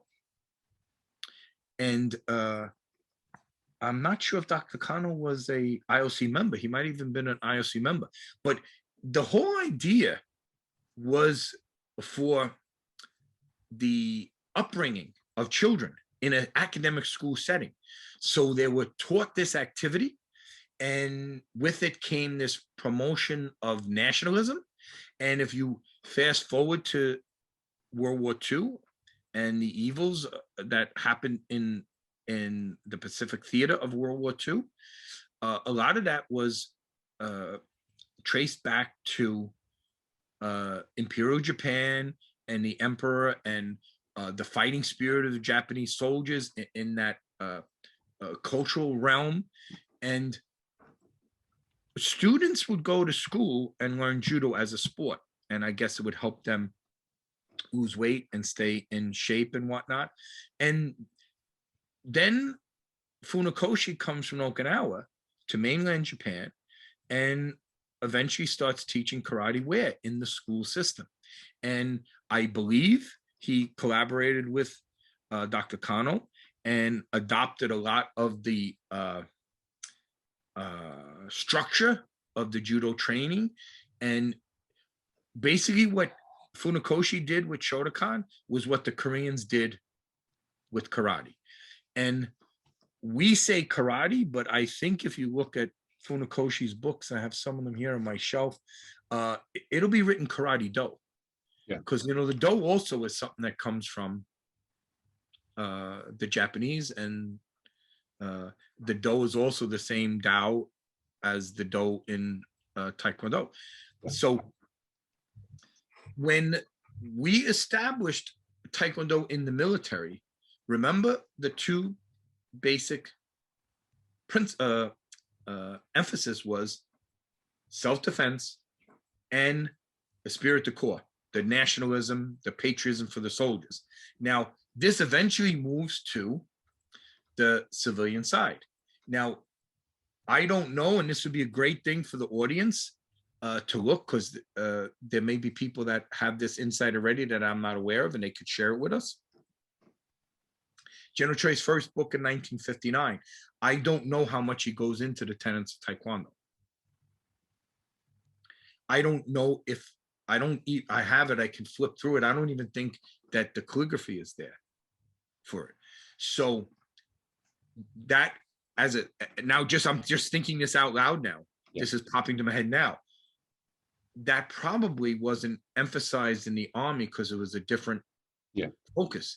And now when you move to the civilian side, if you look at the 1965 book, the Tenants is written differently. And I think there might be only 4 names in English listed, because one of them is modesty, which is, I think the combination might be of courtesy and integrity. I'm not sure. But you could look at the 65 book, The Tenets Taekwondo, and the 72 book, where it has the 5 tenets listed and the encyclopedia and so on. Yeah. So you see the progression and you see what General Choi was getting at. So it was very important to have the two sides. And the best way that I describe this is there's 2 aspects of Taekwondo, the physical and the non-physical. I don't say the do, I don't say the spiritual, I don't say the philosophical side. I just say the physical and non-physical. Yeah. Now, if you look at General Choi and how he wrote Taekwondo, Taekwon together with the dash or the hyphen separating the do.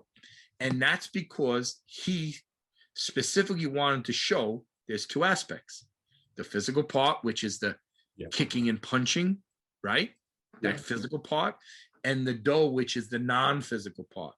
This other entity that's hard to explain.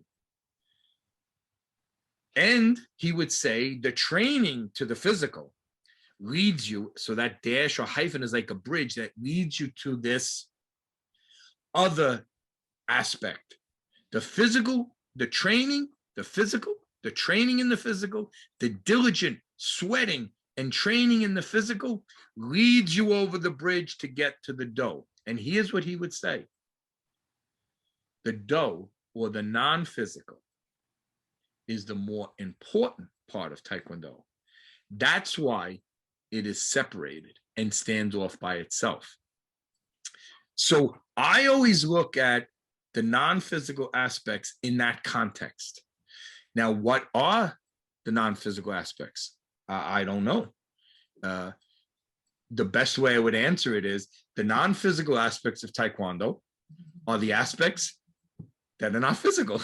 And I'm not making a joke, but that really is the essence of, right? So the physical, we know that's anything that is the physical movements and the techniques and the training and the self-defense, the sport, all these types of things. And the non-physical is everything else. What is the everything else? Now, in our Taekwondo, or ITF Taekwondo, or the original Taekwondo, the military Taekwondo became ITF Taekwondo, or the first system that employed the term Taekwondo as its name, as it's labeled, and stuck with it consistently and never wavered from it. The one whose name even has the hyphen because it's teaching you and how it's written, how important Taekwondo is and what is the more important aspects and how you get there. Just in that, how it's written, look how much it teaches us. There is also something called the student oath. And the student oath ends with saying, I shall build a more peaceful world.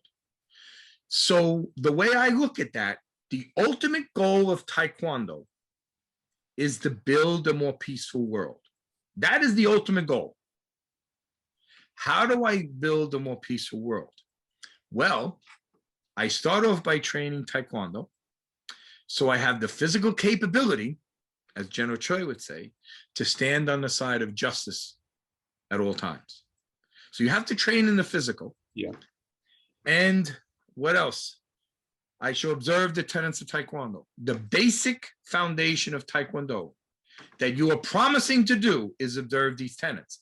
You are not promising to do a side kick every day. You're not promising to do your split every day or push-ups on your knuckles every day or whatever the physical training is. You are promising to observe the tenets Taekwondo. You are promising to respect your instructors and seniors. You are promising to never misuse Taekwondo. You are promising to be a champion of freedom and justice. And then you are summing it up, or you are finalizing it, you are ending by saying, I shall build a more peaceful world. So again, how do we build a more peaceful world? We use the physical training of Taekwondo to give us the confidence and physical ability to stand on the side of justice. What is justice? Justice is open to great amount of interpretation, but we get clues all in General Choi's teachings in the philosophy of Taekwondo, the moral culture, and in what? The tenets of Taekwondo. Courtesy, Iui, integrity, Yamchi, perseverance, Inne, self-control, Kukki, indomitable spirit, Bachelor, Bugle. So you are promising to do these 5 things. Did you ever notice the part in General Choi's writings, qualities of an ideal instructor? Yeah. In there, is there anything pertaining to the physical, like have to kick side kick over your head or be able to jump over X amount of people while doing a flying side kick? You will not see anything. It is all, the qualities of an ideal instructor are all related to the non-physical aspects. Yeah. There is no question in my mind, no question at all. The most important part of Taekwondo is the non-physical aspects. And what is justice? What is freedom? I don't know. Everybody knows. And justice in your country with your set of laws might be a little bit different from my country. Not really, because your country is the motherland of my country. So much of what we have is from British common law and the Magna Carta.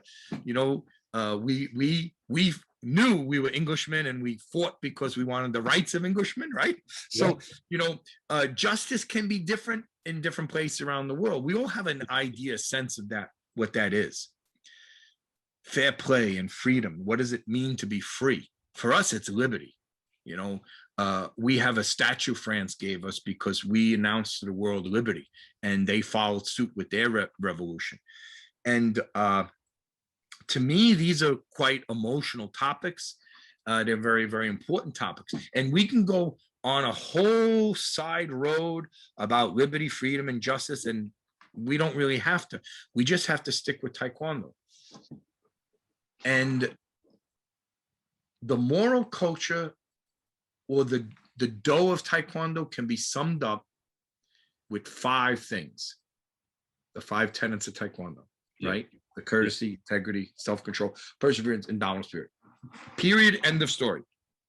That, to me, is the non-physical aspects, the Do of Taekwondo. Now think about it. Do you have any children of your own? Yes, sir. Yeah.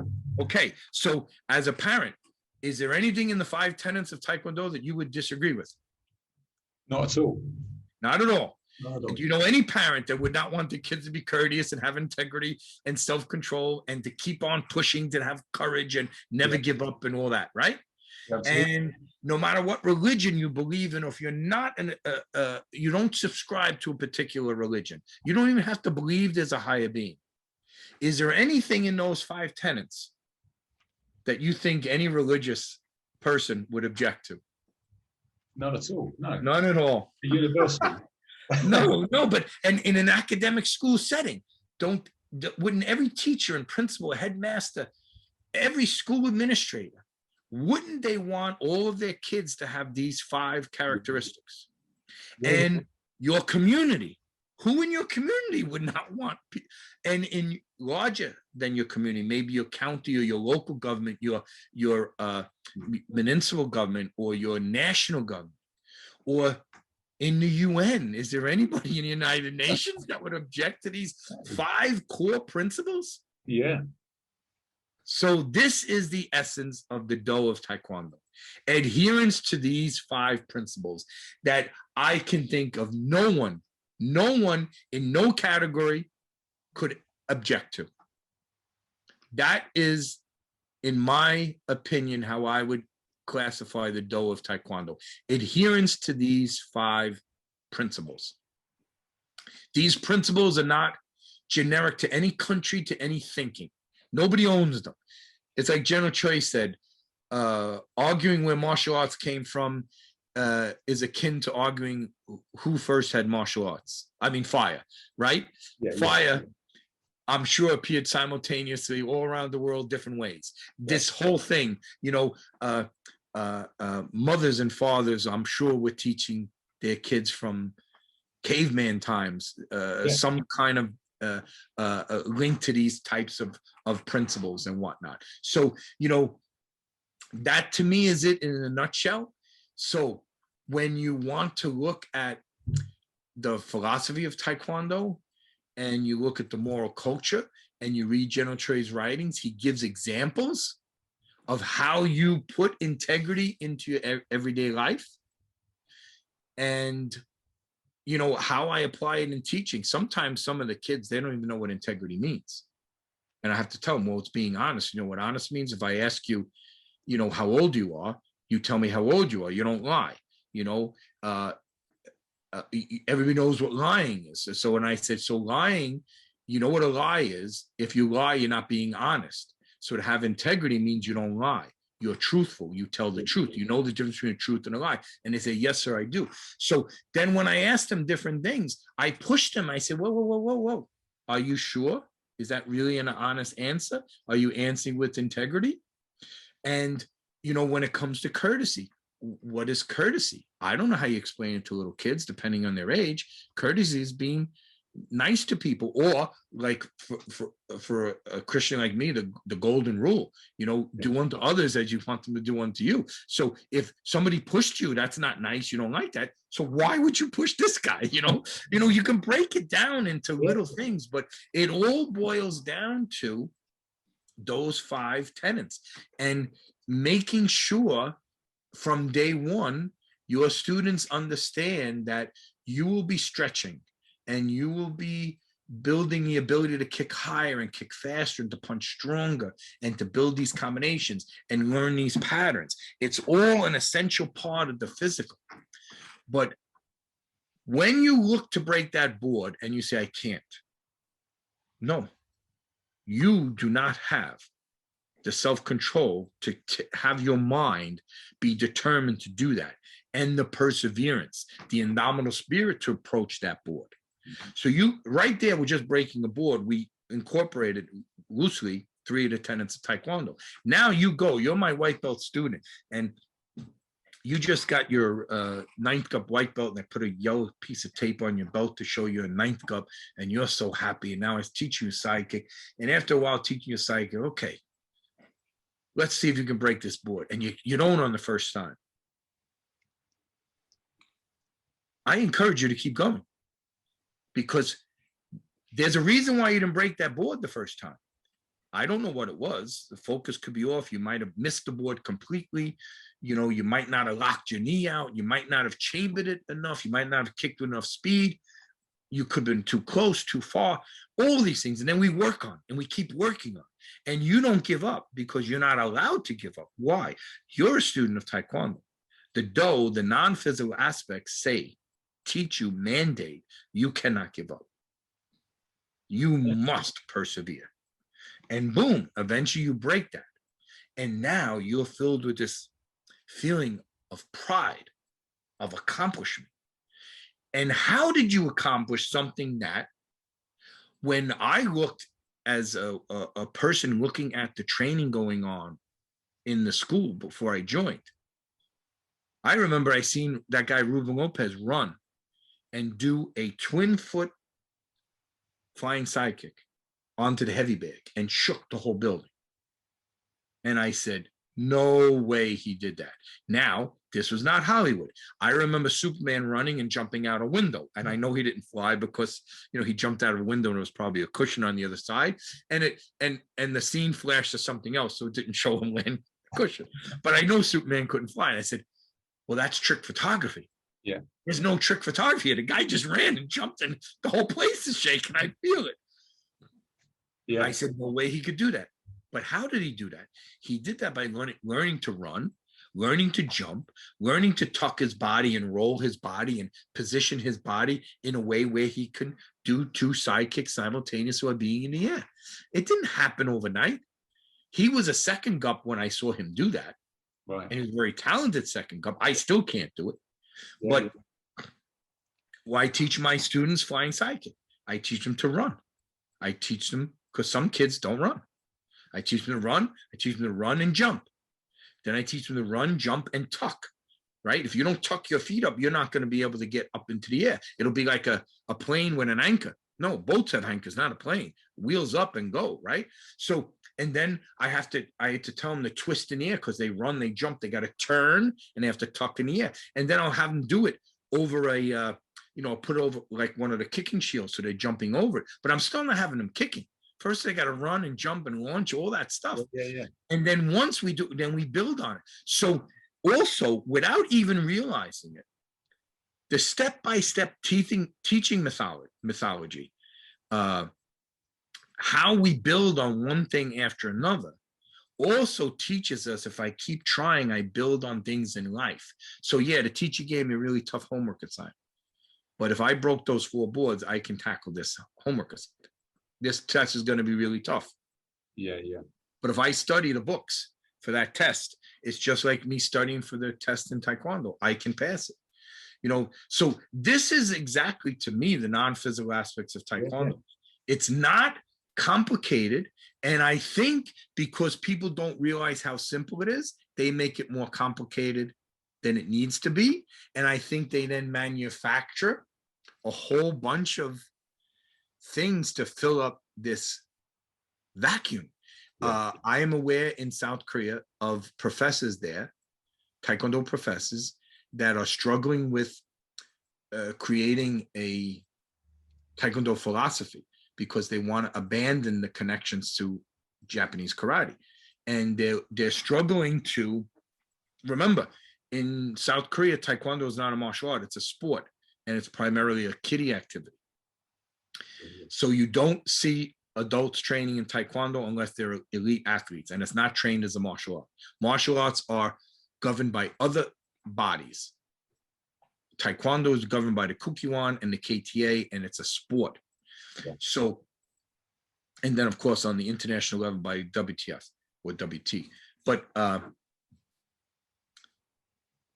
they're struggling to come up with a philosophical side of sport Taekwondo that emanates or comes out of or originates with their training regiment.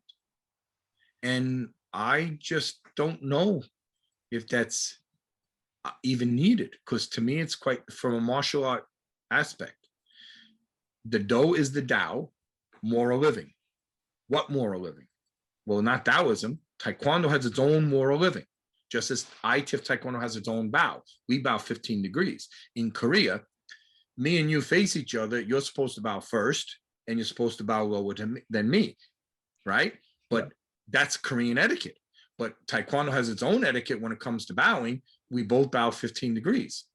And like military, because Taekwondo, I try to tell people, Taekwondo etiquette is a mixture of Korean cultural etiquette norms and military protocols, or the Korean Army etiquette norms, which come from the US Army, which I'm quite familiar with because as a New York State trooper, our military protocols mirrored the US Army, which is exactly what General Choi learned. So to me, it's simple. Korean culture has a different type of bow than Taekwondo, but Taekwondo-Do, or Taekwondo non-physical aspects, is very simple. It's the 5 tenets of Taekwondo, and how you shape that in. And the late Grandmaster Trong Kwan, who is a dear friend of mine and my senior, I love the emphasis he put on the Do when he established a course specifically for that. I'm very happy that the what I call the legal ITF that won the court case in Vienna, Austria, they now have split their international instructor course training into 2 modules, the actual technical part and the moral culture part, which I think the emphasis is great. General Choi's son, if you ever taken an IIC with him, he spends an awful lot of time on the moral culture and talking about so many of these different aspects. And I think that that's really great. I think General Choi's moral guidebook is wonderful, because really, what is that? The moral guidebook is just a compiling. Again, he didn't make these things up. He's just compiling them, and including these great axioms, these great words of wisdom that are as old as recorded time in some cases. You know, I try to tell people, if something is true, it will be true tomorrow. And it was true yesterday. If it was true yesterday, it was true a year ago, 1,000 years ago, it was always true. And if it's true tomorrow, it'll be true next week, next month, next year, and 100 years, and it'll always be true. So these are great gifts. And how did General Choi arrive at this? Well, it's important for people who don't know about General Choi. He was an award-winning calligraphy artist.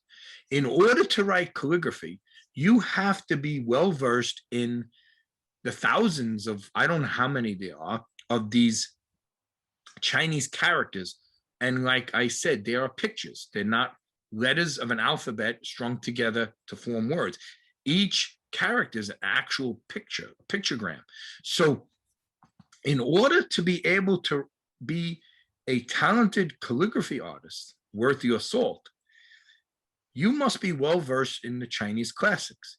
And the Chinese classics are, like Confucius, right? There are like for a patriotic American, John Locke is an iconic classic writer. Montesquieu is another one.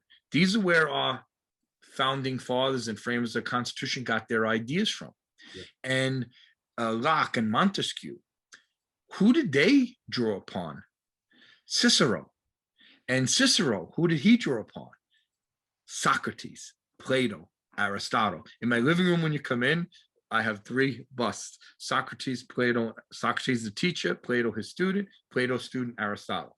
So what these Greek philosophers taught us thousands of years ago is true today, because it was true then. Yeah. True is always true. Yeah. So General Choi, Winston Churchill, several things I've read and heard, he'd be looking for his book on Cicero because he wanted to look something up. Yeah. And a great movie I saw, a British-made movie, Goodbye, Mr. Chips. Cicero, the master was a Latin teacher. It's a shame we don't teach Latin anymore. But I forget who taught me, when you want to get insight into what great people, of how great people think, read what they read. And that's why I read Cicero now, because some of the greatest people that I admire, like Sir Winston Churchill, to me, is the greatest person of the 20th century. And Martin Luther King, the Reverend Dr. Martin Luther King, was the greatest American in the 20th century. And I'm reading what they read. And, when you read, you are speaking. You are actually speaking to people who are no longer here, because it's their words. You're reading what they said. So you're in a conversation with them. So you have to understand, General Choi read the Chinese classics, because reading the Chinese classics is what gives you the ability to understand what these pictures mean, to retain them, and then to artistically recreate them, because that's what you're doing, right? So that's where it came from, his reading of the Chinese classics. So that moral guidebook has them in it, but also in the encyclopedia, it also has like the Spartan, like I said, I'm Greek and Irish, the 300 Spartan warriors that held off the Persians, right? The much greater force. He puts that in there as an example of indomitable spirit. So when you teach the Do, or the non-physical aspects, you can tailor-make your presentation to the patriots or great people in your family, like if you're teaching your children, or patriotic figures in England's past or whatnot. I mean, you don't have to stick to the Chinese classics, but because why? Courtesy, integrity, they're not limited to the Brits or the Chinese didn't come up with it. It's not, it's no one has sole control over that market. So, I think there's no need to come up with all this metaphysical and the realm of, it's pretty simple. You want to build a more peaceful world. It's the ultimate goal. How do I do that? First, I become a better citizen of my community, a better citizen of my country, a better neighbor. And then I get the ability to stand on the side of justice at all times. And I have the strength to act. And how do I act? I act within those 5 basic principles, those tenets of Taekwondo. So that to me is the Do in a nutshell. Yeah, no, wonderful. Thank you for speaking about that, because I think certainly towards the end of what you're saying, you knitted it all together with that moral guidebook, with the ancient sayings, but tying it into the tenets that are universal, which are easy to teach anyone, about right and wrong, treating others as you'd like to be treated. That's right. And please, whichever one of General Choi's written works that you refer to, because people, unfortunately, not every Taekwondo student has these resources. And it's a shame, because 15 volumes and the 1965 book, the 1959 book, they're all available for free PDF download. PDFs now, yeah. It's really sad that they don't have access to them. But here's what I implore. I implore you, and I encourage everybody, when you use these resources, don't pick out the volume on the shelf that has the pattern thing you're looking to see. Is it high, middle? Yes, you can do that. You can refer to it. It's a reference manual, no question. Yeah. Read, reread, read over and over again, read it again, talk about it, read it again. I don't know how many times I read The Qualities of an Ideal Instructor until it dawned on me, not one of the things he lists as the qualities of an ideal instructor have anything to do with the physical side. Did you realize that when I said that earlier? Did you notice that before? It's definitely emphasis on the character of the person. Right. But did you notice there's no physical things listed? Not like that, no.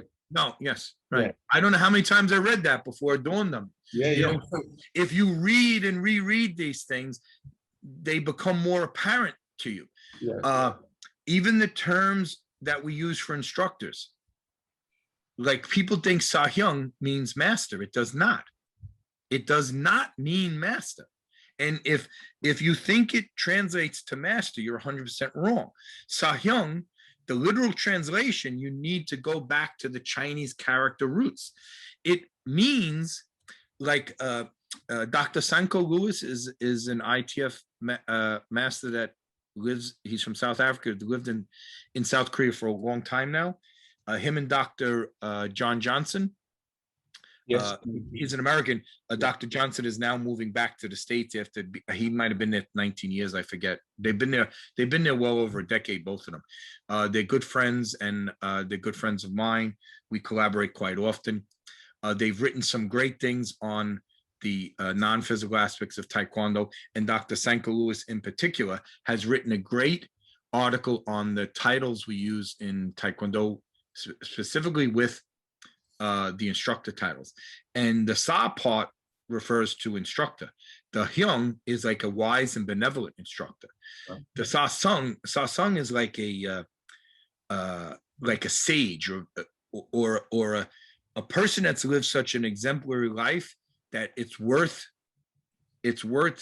emulating. His example is worth following and emulating even when they're dead. And General Choi would say, teach with the body when young, the mind when old, and your moral precept even after death. So that's what a Grandmaster is. And a Grandmaster, the reason they have the blue on the shoulder flash, for the instructor shoulder flash, is because blue is the recognized color for world peace, the United Nations flag. Wow. Psychologists will suggest prisons and psychiatrist rooms be painted in a light blue because it has that calming effect. It's a peaceful color. Yeah. So and the red for the master is because red is spirit, right? You know, you get flustered, you get embarrassed, the red comes to your face, especially with somebody as me with this white Irish skin. So red is the color of spirit. And if you understood these little things that General Choi did all along the way, you'll start to piece them together and see, oh, it's like a puzzle where I got another piece of the puzzle to fit in.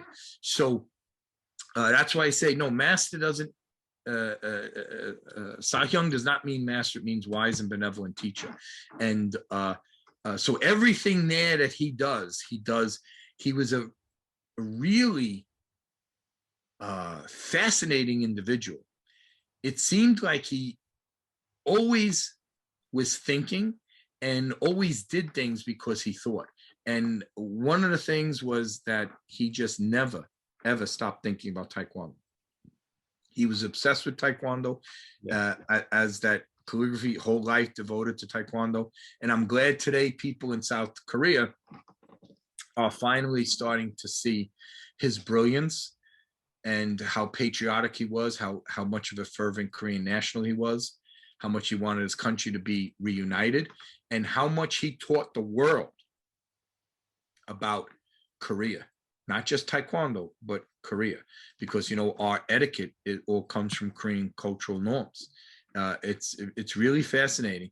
And I always ask people, name one Korean whose name is known globally. Yes. And many people would say Ban Ki-moon because he was the UN Secretary General. But remember, Ban Ki-moon happened to be Korean, but he wasn't representing South Korea. He certainly wasn't promoting South Korea. He was neutral as the Secretary General of the United Nations. So another name would be one of the leaders of North Korea, especially Kim Jong-il, because of the missile launches and nuclear weapon, and then his son. People, because those names are in the media all the time, but they're not in the media for promoting something that's Korean. They're in the media because they're political figures, and there's a story of this global geopolitics that is interesting for people to read. And when it boils down to the name that's known more around the world, that has taught more people about Korea, is General Chae Hyung-hee. There's no question General Choi, nobody did what he did. And I am thrilled that the Taekwondo people are starting to credit him, but I'm even more thrilled that the Korean people are starting to understand. Regardless of Taekwondo, not connected to Taekwondo, they realize, oh my God, the Winter Olympics in 2018 in Pyeongchang, it was called the Peace Olympics. That was made possible by General Choi through his Taekwondo diplomacy. You introduced me before how, you know, we had the North Korean Taekwondo team come to the United States, not once, but twice, 2007, 2011. That's unprecedented. Nobody did what we did. How was that possible? Through General Choi, his Taekwondo diplomacy.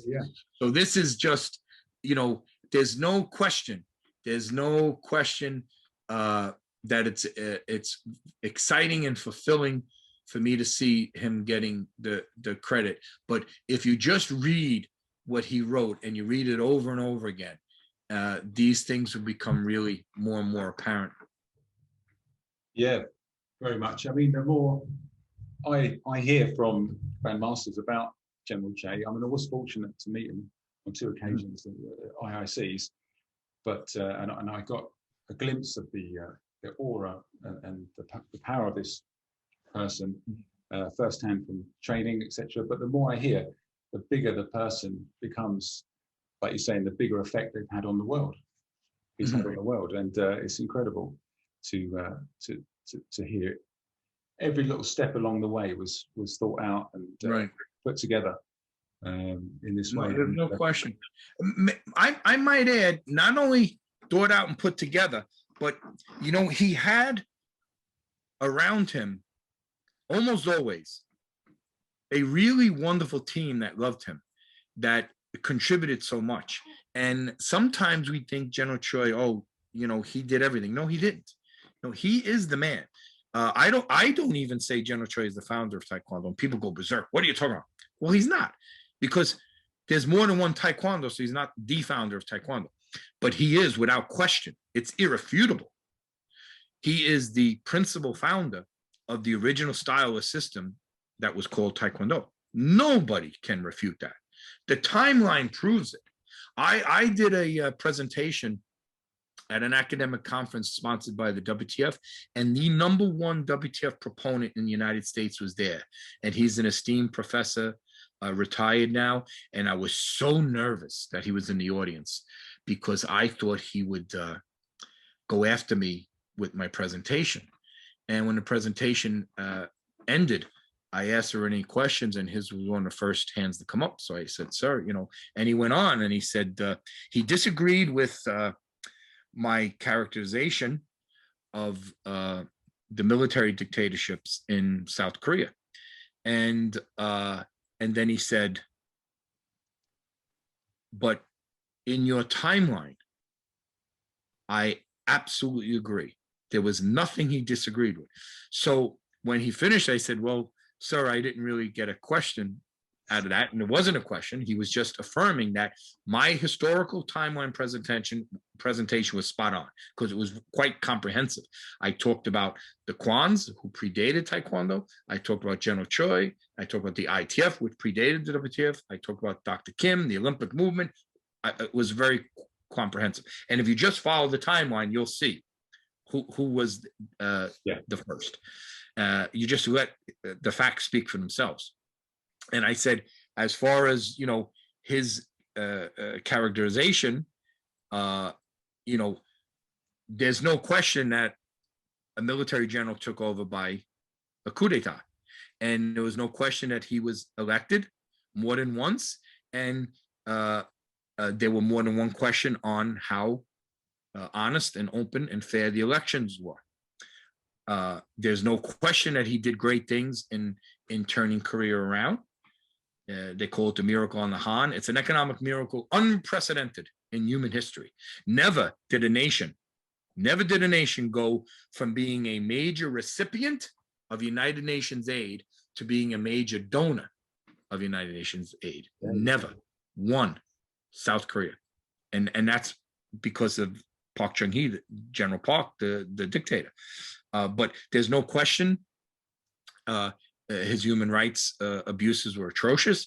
There's no question he suspended the Constitution numerous times, revised it, he disbanded the National Assembly, all these types of things, which of course caused General Choi headaches. And now Korean people realize the problems in the military dictatorships General Choi opposed, he didn't oppose Korea, and they're really starting to appreciate his work. So I want to say that he was always surrounded by loving followers who contributed so much. So that's why I think the pioneers need to be given credit, because it was not a one-man show, but he is the principal founder of the original Taekwondo. That's irrefutable. And I think it's also vitally important to understand that without General Choi, there is no Taekwondo, because we wouldn't have the word. We just wouldn't have the word Taekwondo. We wouldn't have Taekwondo, because if there's no Taekwondo, there's no Taekwondo. Now, would a Korean martial art have made it into the Olympics? I think so. Would it be called Taekwondo? No. Would it be essentially the same rules as today? Yep. The developmental path might have been a little bit different. Maybe they wouldn't have scrapped the Palgate. Maybe they wouldn't have replaced him with the Taeguk. Maybe they would have had a better set to begin with that was a hybrid. I have no idea. Those things we will never, ever know. But this man contributed so much. Everything was about Taekwondo for him. And the Korean pioneers, whether they were his loyal followers or they never met him, when they learn this tidbit about him, which is true, they're amazed. And here's what I want to share with you. What they have, what I've been told is what impresses them most. He fled in 1972 and went into political exile. There's no question he would have been arrested and maybe suffered house arrest or worse. There's really no question from the historical record that would have happened. But he left. And when he left, he told only one person, his wife. And he couldn't pack up everything.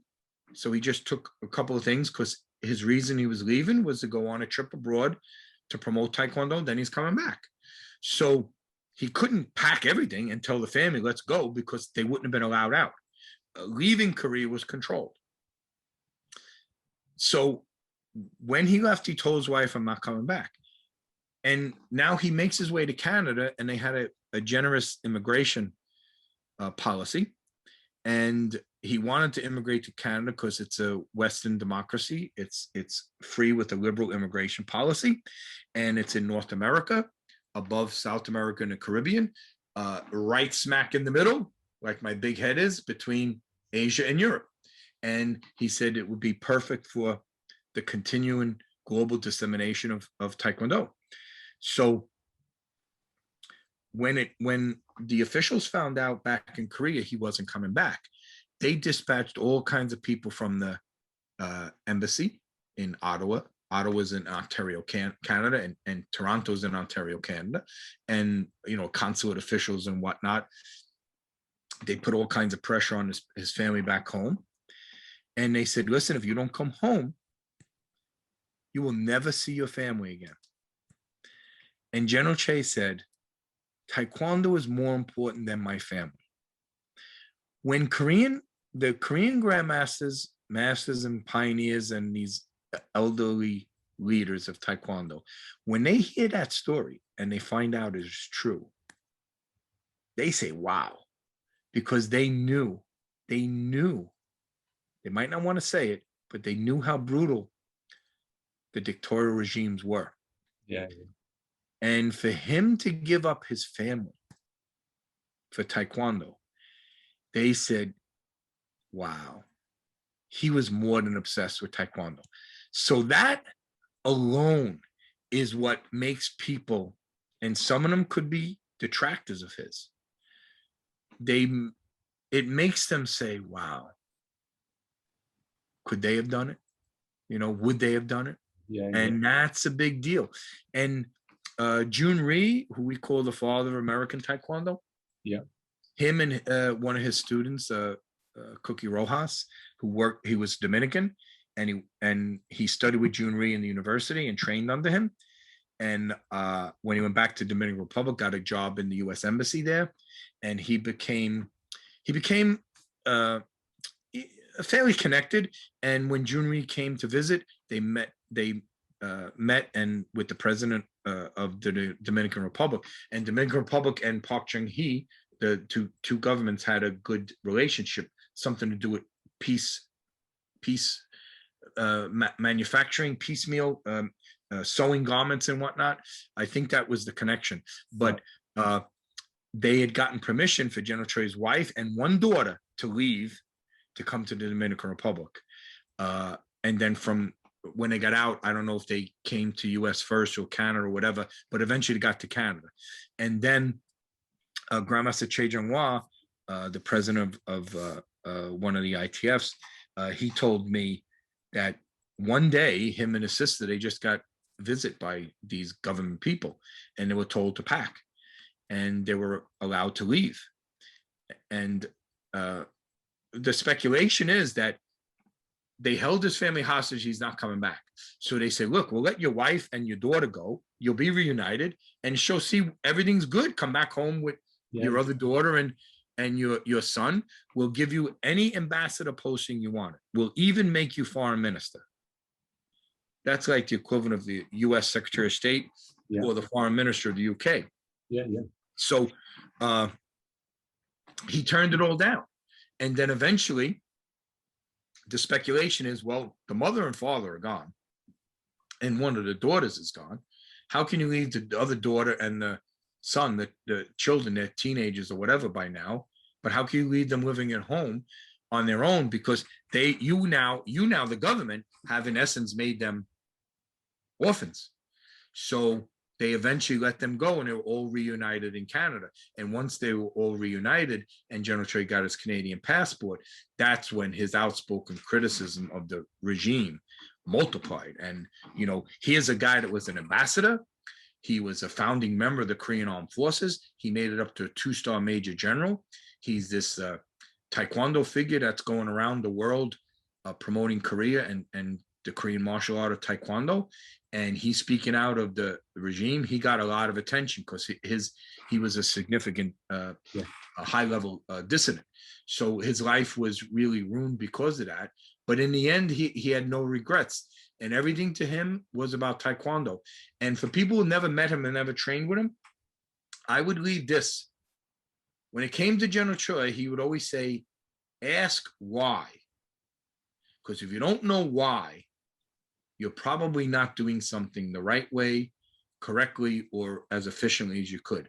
And that's why in the Training Secret of Taekwondo, he says, understand the purpose and method of each movement clearly, right? What is the purpose of this? Why am I using this? What's the method? Why am I employing this? What's its purpose? If you don't know that, you know, chances are you're not going to be doing it right, or you're not going to be doing it as efficiently as you could. So the man was brilliant. He gave his whole life to us. He's gone, but if you want to know about how he taught, you can talk to him. His books are there, and they should be read and reread. And again, don't just go to the pattern section and look up, is it high or middle? You know, read these parts there. And when it comes to the history of Taekwondo, he gives a great overview of what he did, but what he did doesn't take into account what the WTF and the independents did. So if you want to get a comprehensive history, you have to listen to all three sides. And with the independent side, as we said before, there's numerous paths with that. But my mentor, Dr. Kim Hee-young, when his book was going to come out, I talked to him, interviewed him formally, and talked to him many times. He didn't think that the Korean government would be too happy with his book, because he really does tell the true history. But it's the truth. And he told me, he says, not everything General Choi said was 100% accurate, but for the most part it is. And Dr. Kim's book is 900 pages of raw data. It's excellent. It should be read alongside with Alex Gillis's The Killing Art, because then you'll understand the political part. You cannot understand the history of Taekwondo and all its complexities unless you understand the context of the Korean political time that it took part in. So Mr. Gillis's book is just extraordinary, in that aspect. And I know you wanted to touch upon the etiquette part, which I can do briefly as well if you'd like. Yeah, absolutely. Yes, sir. Yeah. Yeah, because there's these customs, isn't there? Like you said, and I've heard this before, that they originate, they're part Korean and part the military way. Right. Well, certainly when you serve within a meal setting, I've heard that that's more of a military kind of background than right. particularly anything. But if you got anything to share or add on to that, sir, yeah. Yes. No. So I would reiterate again that Taekwondo, since it's a Korean martial art, is based a lot on Korean customs and etiquette, Eastern philosophy, and Korean cultural norms, how things are done in Asia in general. And also, since our Taekwondo was born in the military, it is also further shaped and molded by strict military protocols. Even the military training, the karate training with people lined up in class. Think about you're teaching. There's a great picture of what was it, Sergeant Han Chak-kyo up on a platform, and there's literally dozens and dozens, as far as the picture goes, there's all these soldiers in their military uniform doing martial art moves with him up on the platform in his Taekwondo dobak, which basically was a karate gi then. And it's the only way you can train large amounts of people. You see it employed at the big seminars you might go to. It's just so many people. So so much of it is so.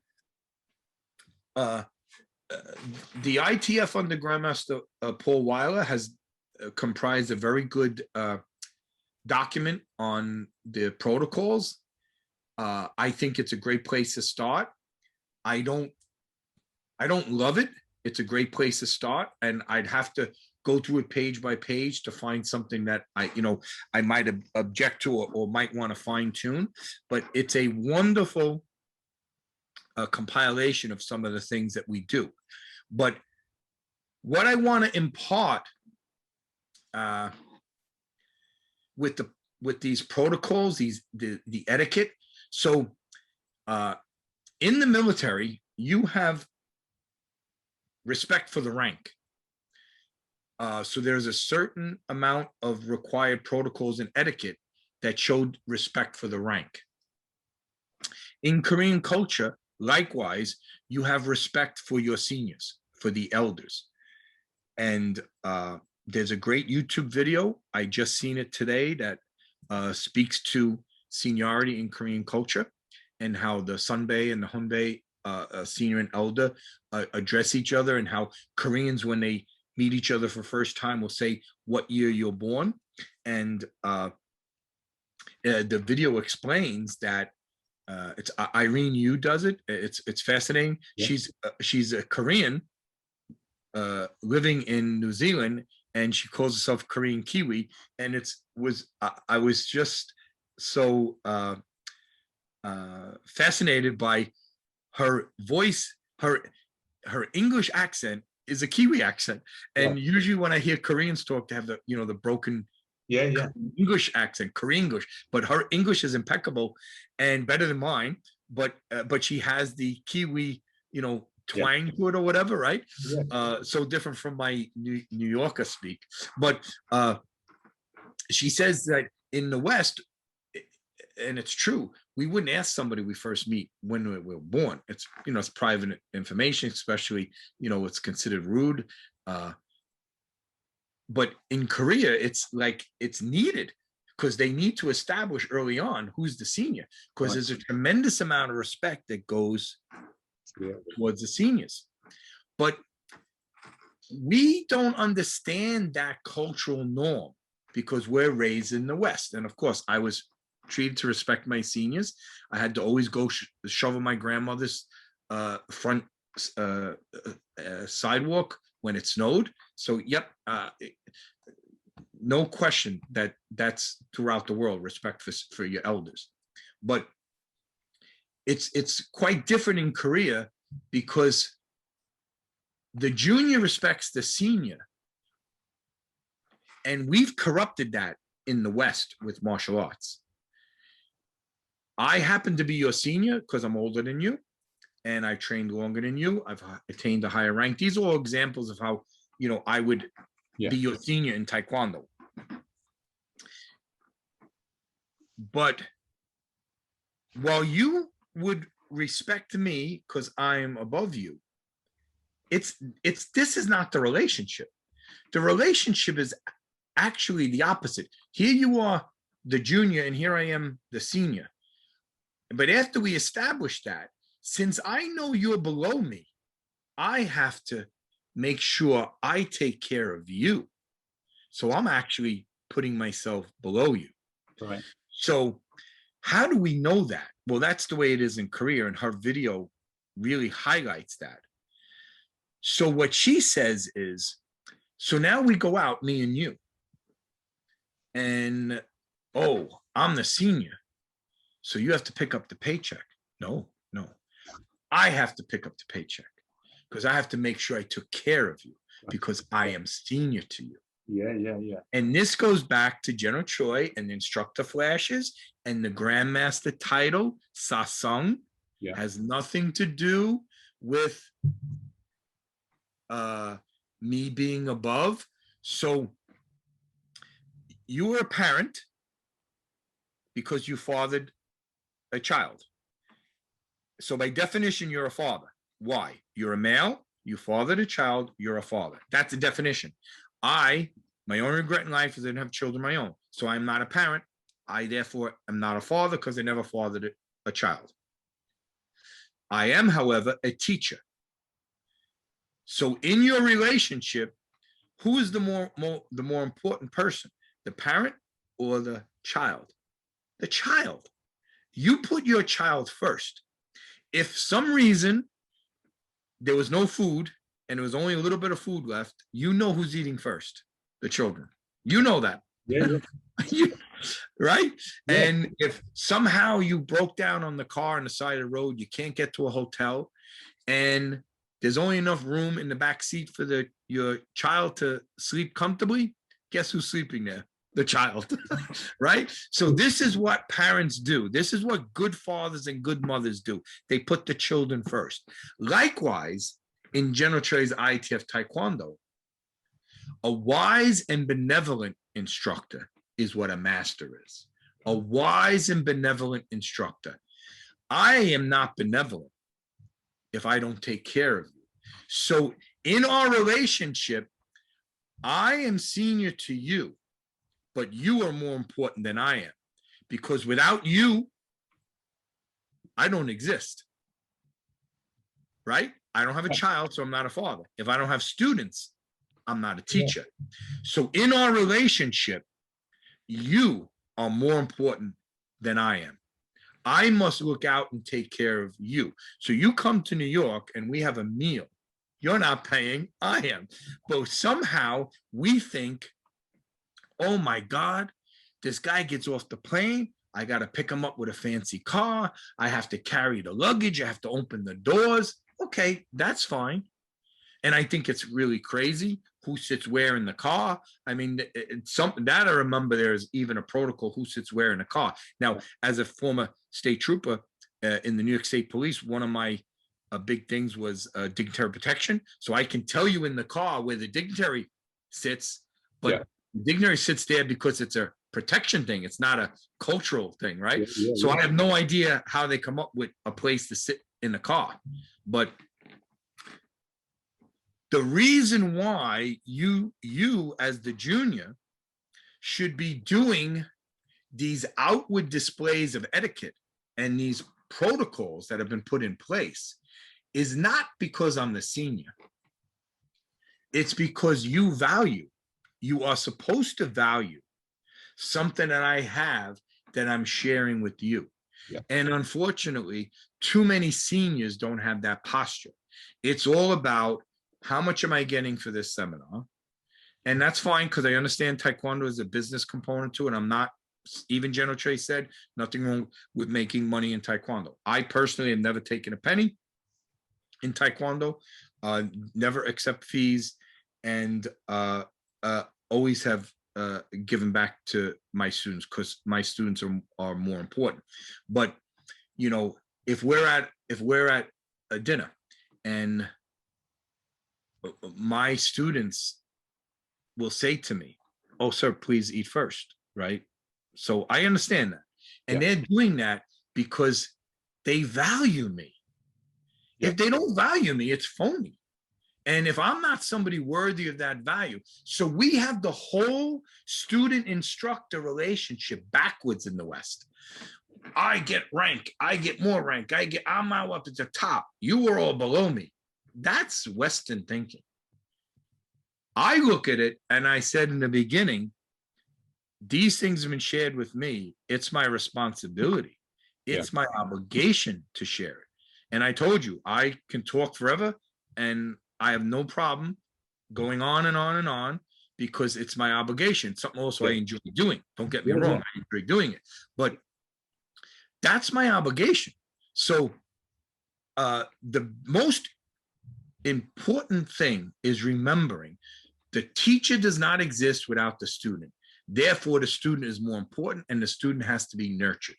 And when you nurture, if I taught you day in and day out, and I looked at making you progress and advance and making you better, you would be a dummy not to realize how I was good for you, right?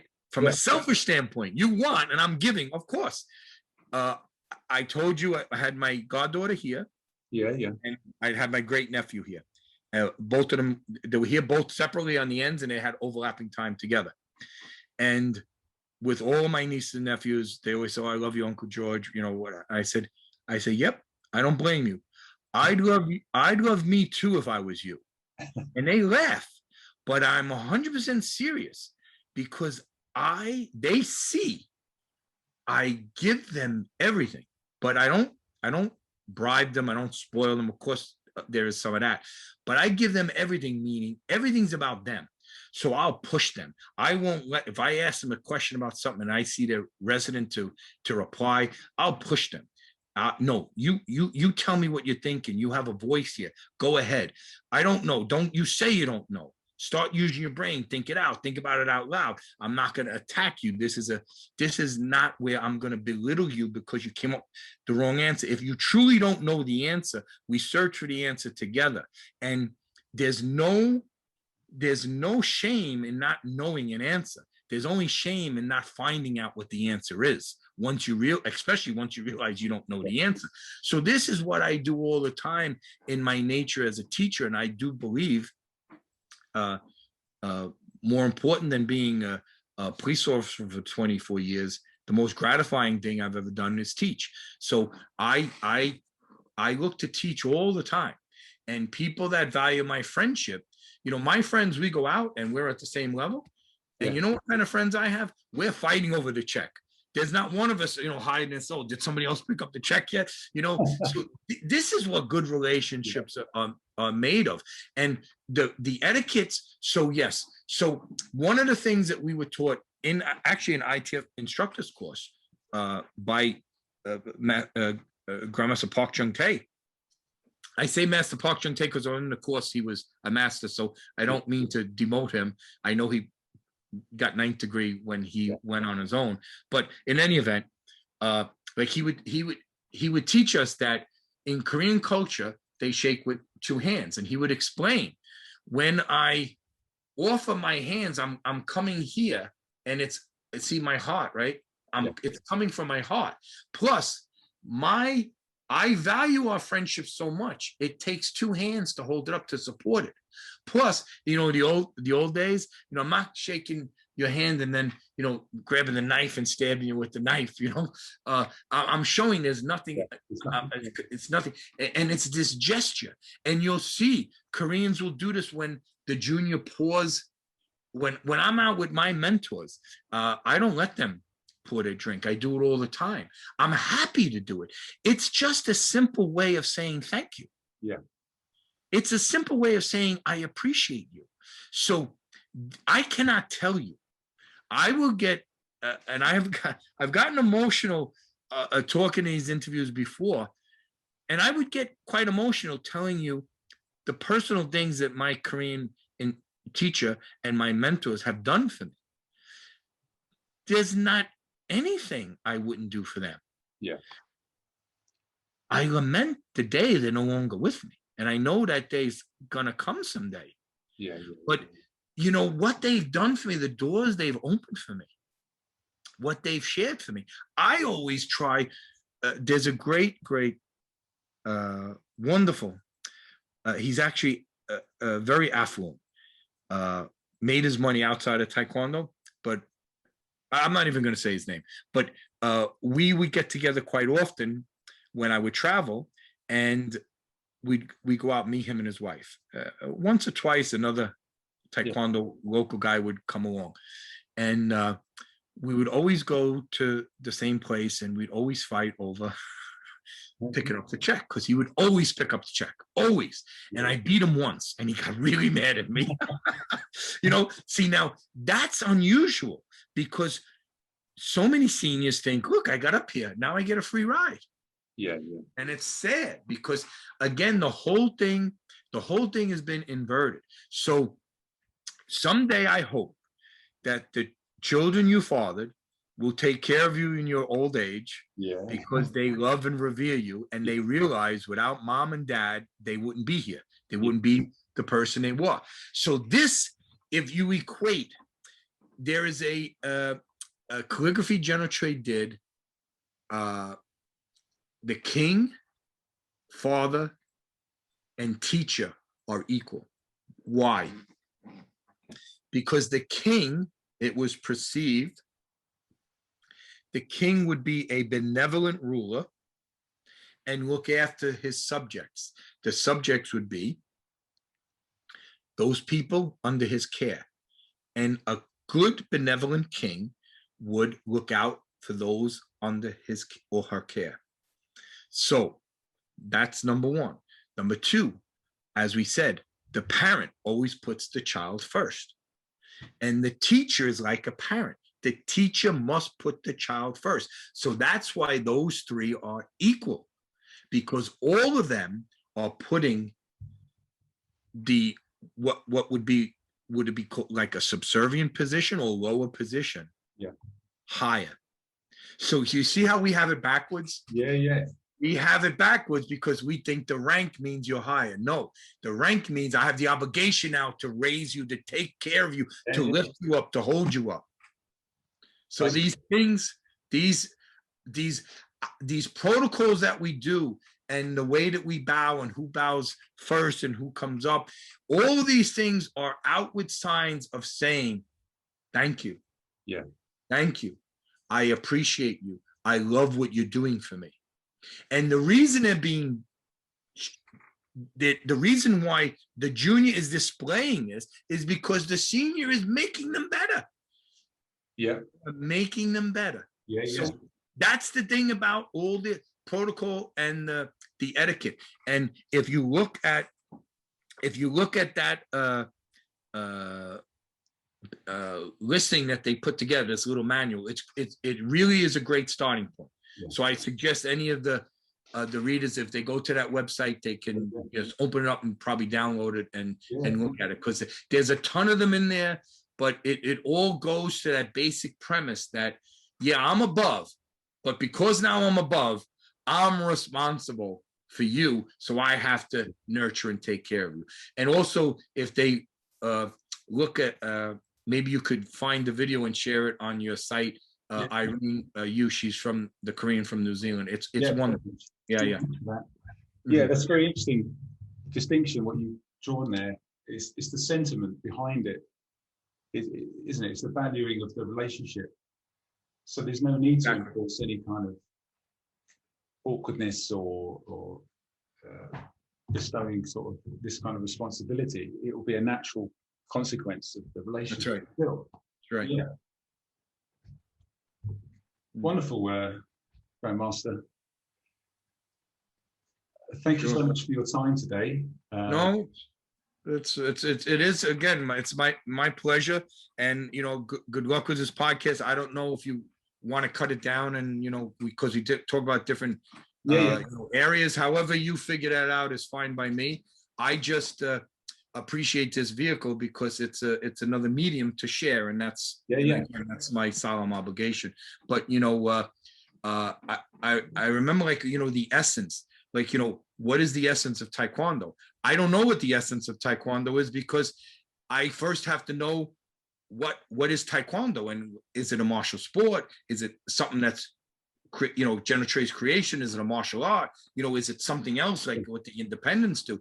But once we figure out what Taekwondo is, then I think the way we answer about the essence is, well, what is it I hope to get out of Taekwondo? And when I joined Taekwondo, it was for self-defense, and self-defense to really give myself skills and hopefully bolster my confidence. And I think it was remarkable for that. And that's why General Trey says Taekwondo is for everybody, even people with physical disabilities. And I know there are people that have these arbitrary standards for promoting to black belt and all this other stuff. And of course you have to have standards. But to me, I work with each student as an individual. So if you come to me with great physical talent, and I've had some really gifted, they thank God for that. They don't thank me for that. I didn't do that. I help, shine them and polish them, and, maybe show them different things to do and challenge them. If you can do a triple side kick, you can do a quadruple side kick, These are just the fact that they have this natural talent. So yeah, there are things that I can do to advance them. But the real measure of an instructor when it comes to the physical part is getting the ones that don't have the physical talent. And again, I could never do a full split. It'll never happen in a million years. But if you're judging me on my split, you have to kind of like take a measurement and say, okay, he's opened this much now, but next time he opened this much, and next time this. And when you see I'm progressing, I have to then advance. I may never be able to do Kwanggae-to like you do, but I certainly can do Kwanggae-to better tomorrow than I did it yesterday. And now I'll be 63 this year. My physical talent as I age is eroding. So if you're going to judge me on physical talent, that means I'm not going anywhere. And if I was to join now as a white belt, in some schools, it's like, I can't exist in a school because you want to create Superman and Superwoman. I'm well past that. So, the essence of Taekwondo really boils down to what is being emphasized and what do you want to get out of it. That then becomes the essence. And that, I think, is kind of like an individual thing. And the Taekwondo journey is an individual journey, but that's why Taekwondo is for everybody. So if you have Taekwondo as a wholesome martial art, that the most important part is the non-physical aspect, every single one of us can increase our physical skills and gain the confidence to be able to stand more on the side of justice and be able to be better prepared to build a more peaceful world, that's open to everybody. If it's just a sport, well, everybody can compete in a sport, but who are the ones that move forward? Who are the ones that win the gold medal? Who's the first place standard, the gold medal standard? Who's the champion? That's only one person. Yeah. But martial art is for everybody. Sport is for the elite. So the way I've always dealt with that is my life is there's no doubt my life is better because my exposure to Taekwondo. So I think if students of Taekwondo can say that their life is better, that they feel they're a better person, that they're a stronger person, well, then they pretty much hit the essence of Taekwondo spot on, and the essence of Taekwondo resonates, within them. I really appreciate how you summed that up, because that was one of our questions that we spoke about before, was the essence of Taekwondo. And hearing you put it together like that, I mean, I've got students myself. I've got a lady who's just gone to 4th degree, 62. Mm-hmm. Her spirit, her essence is there for everyone to see. She's written a fantastic thesis about moral culture. She embraces everything, and we just had a 68-year-old get his 1st degree, and his journey has been massive. So yeah, very much echo your sentiments there with that, and appreciate your feedback and our conversation together. Obviously, I've experienced it firsthand, sitting here listening. Sure. On a Friday evening in a little town in West Sussex. And I thoroughly enjoyed my time, sir. I did too. Listening. All right. Okay, sir. Thank you again. Yes. Yeah. Thank you. Okay, now. Thank you, sir. All right. Bye-bye. Bye.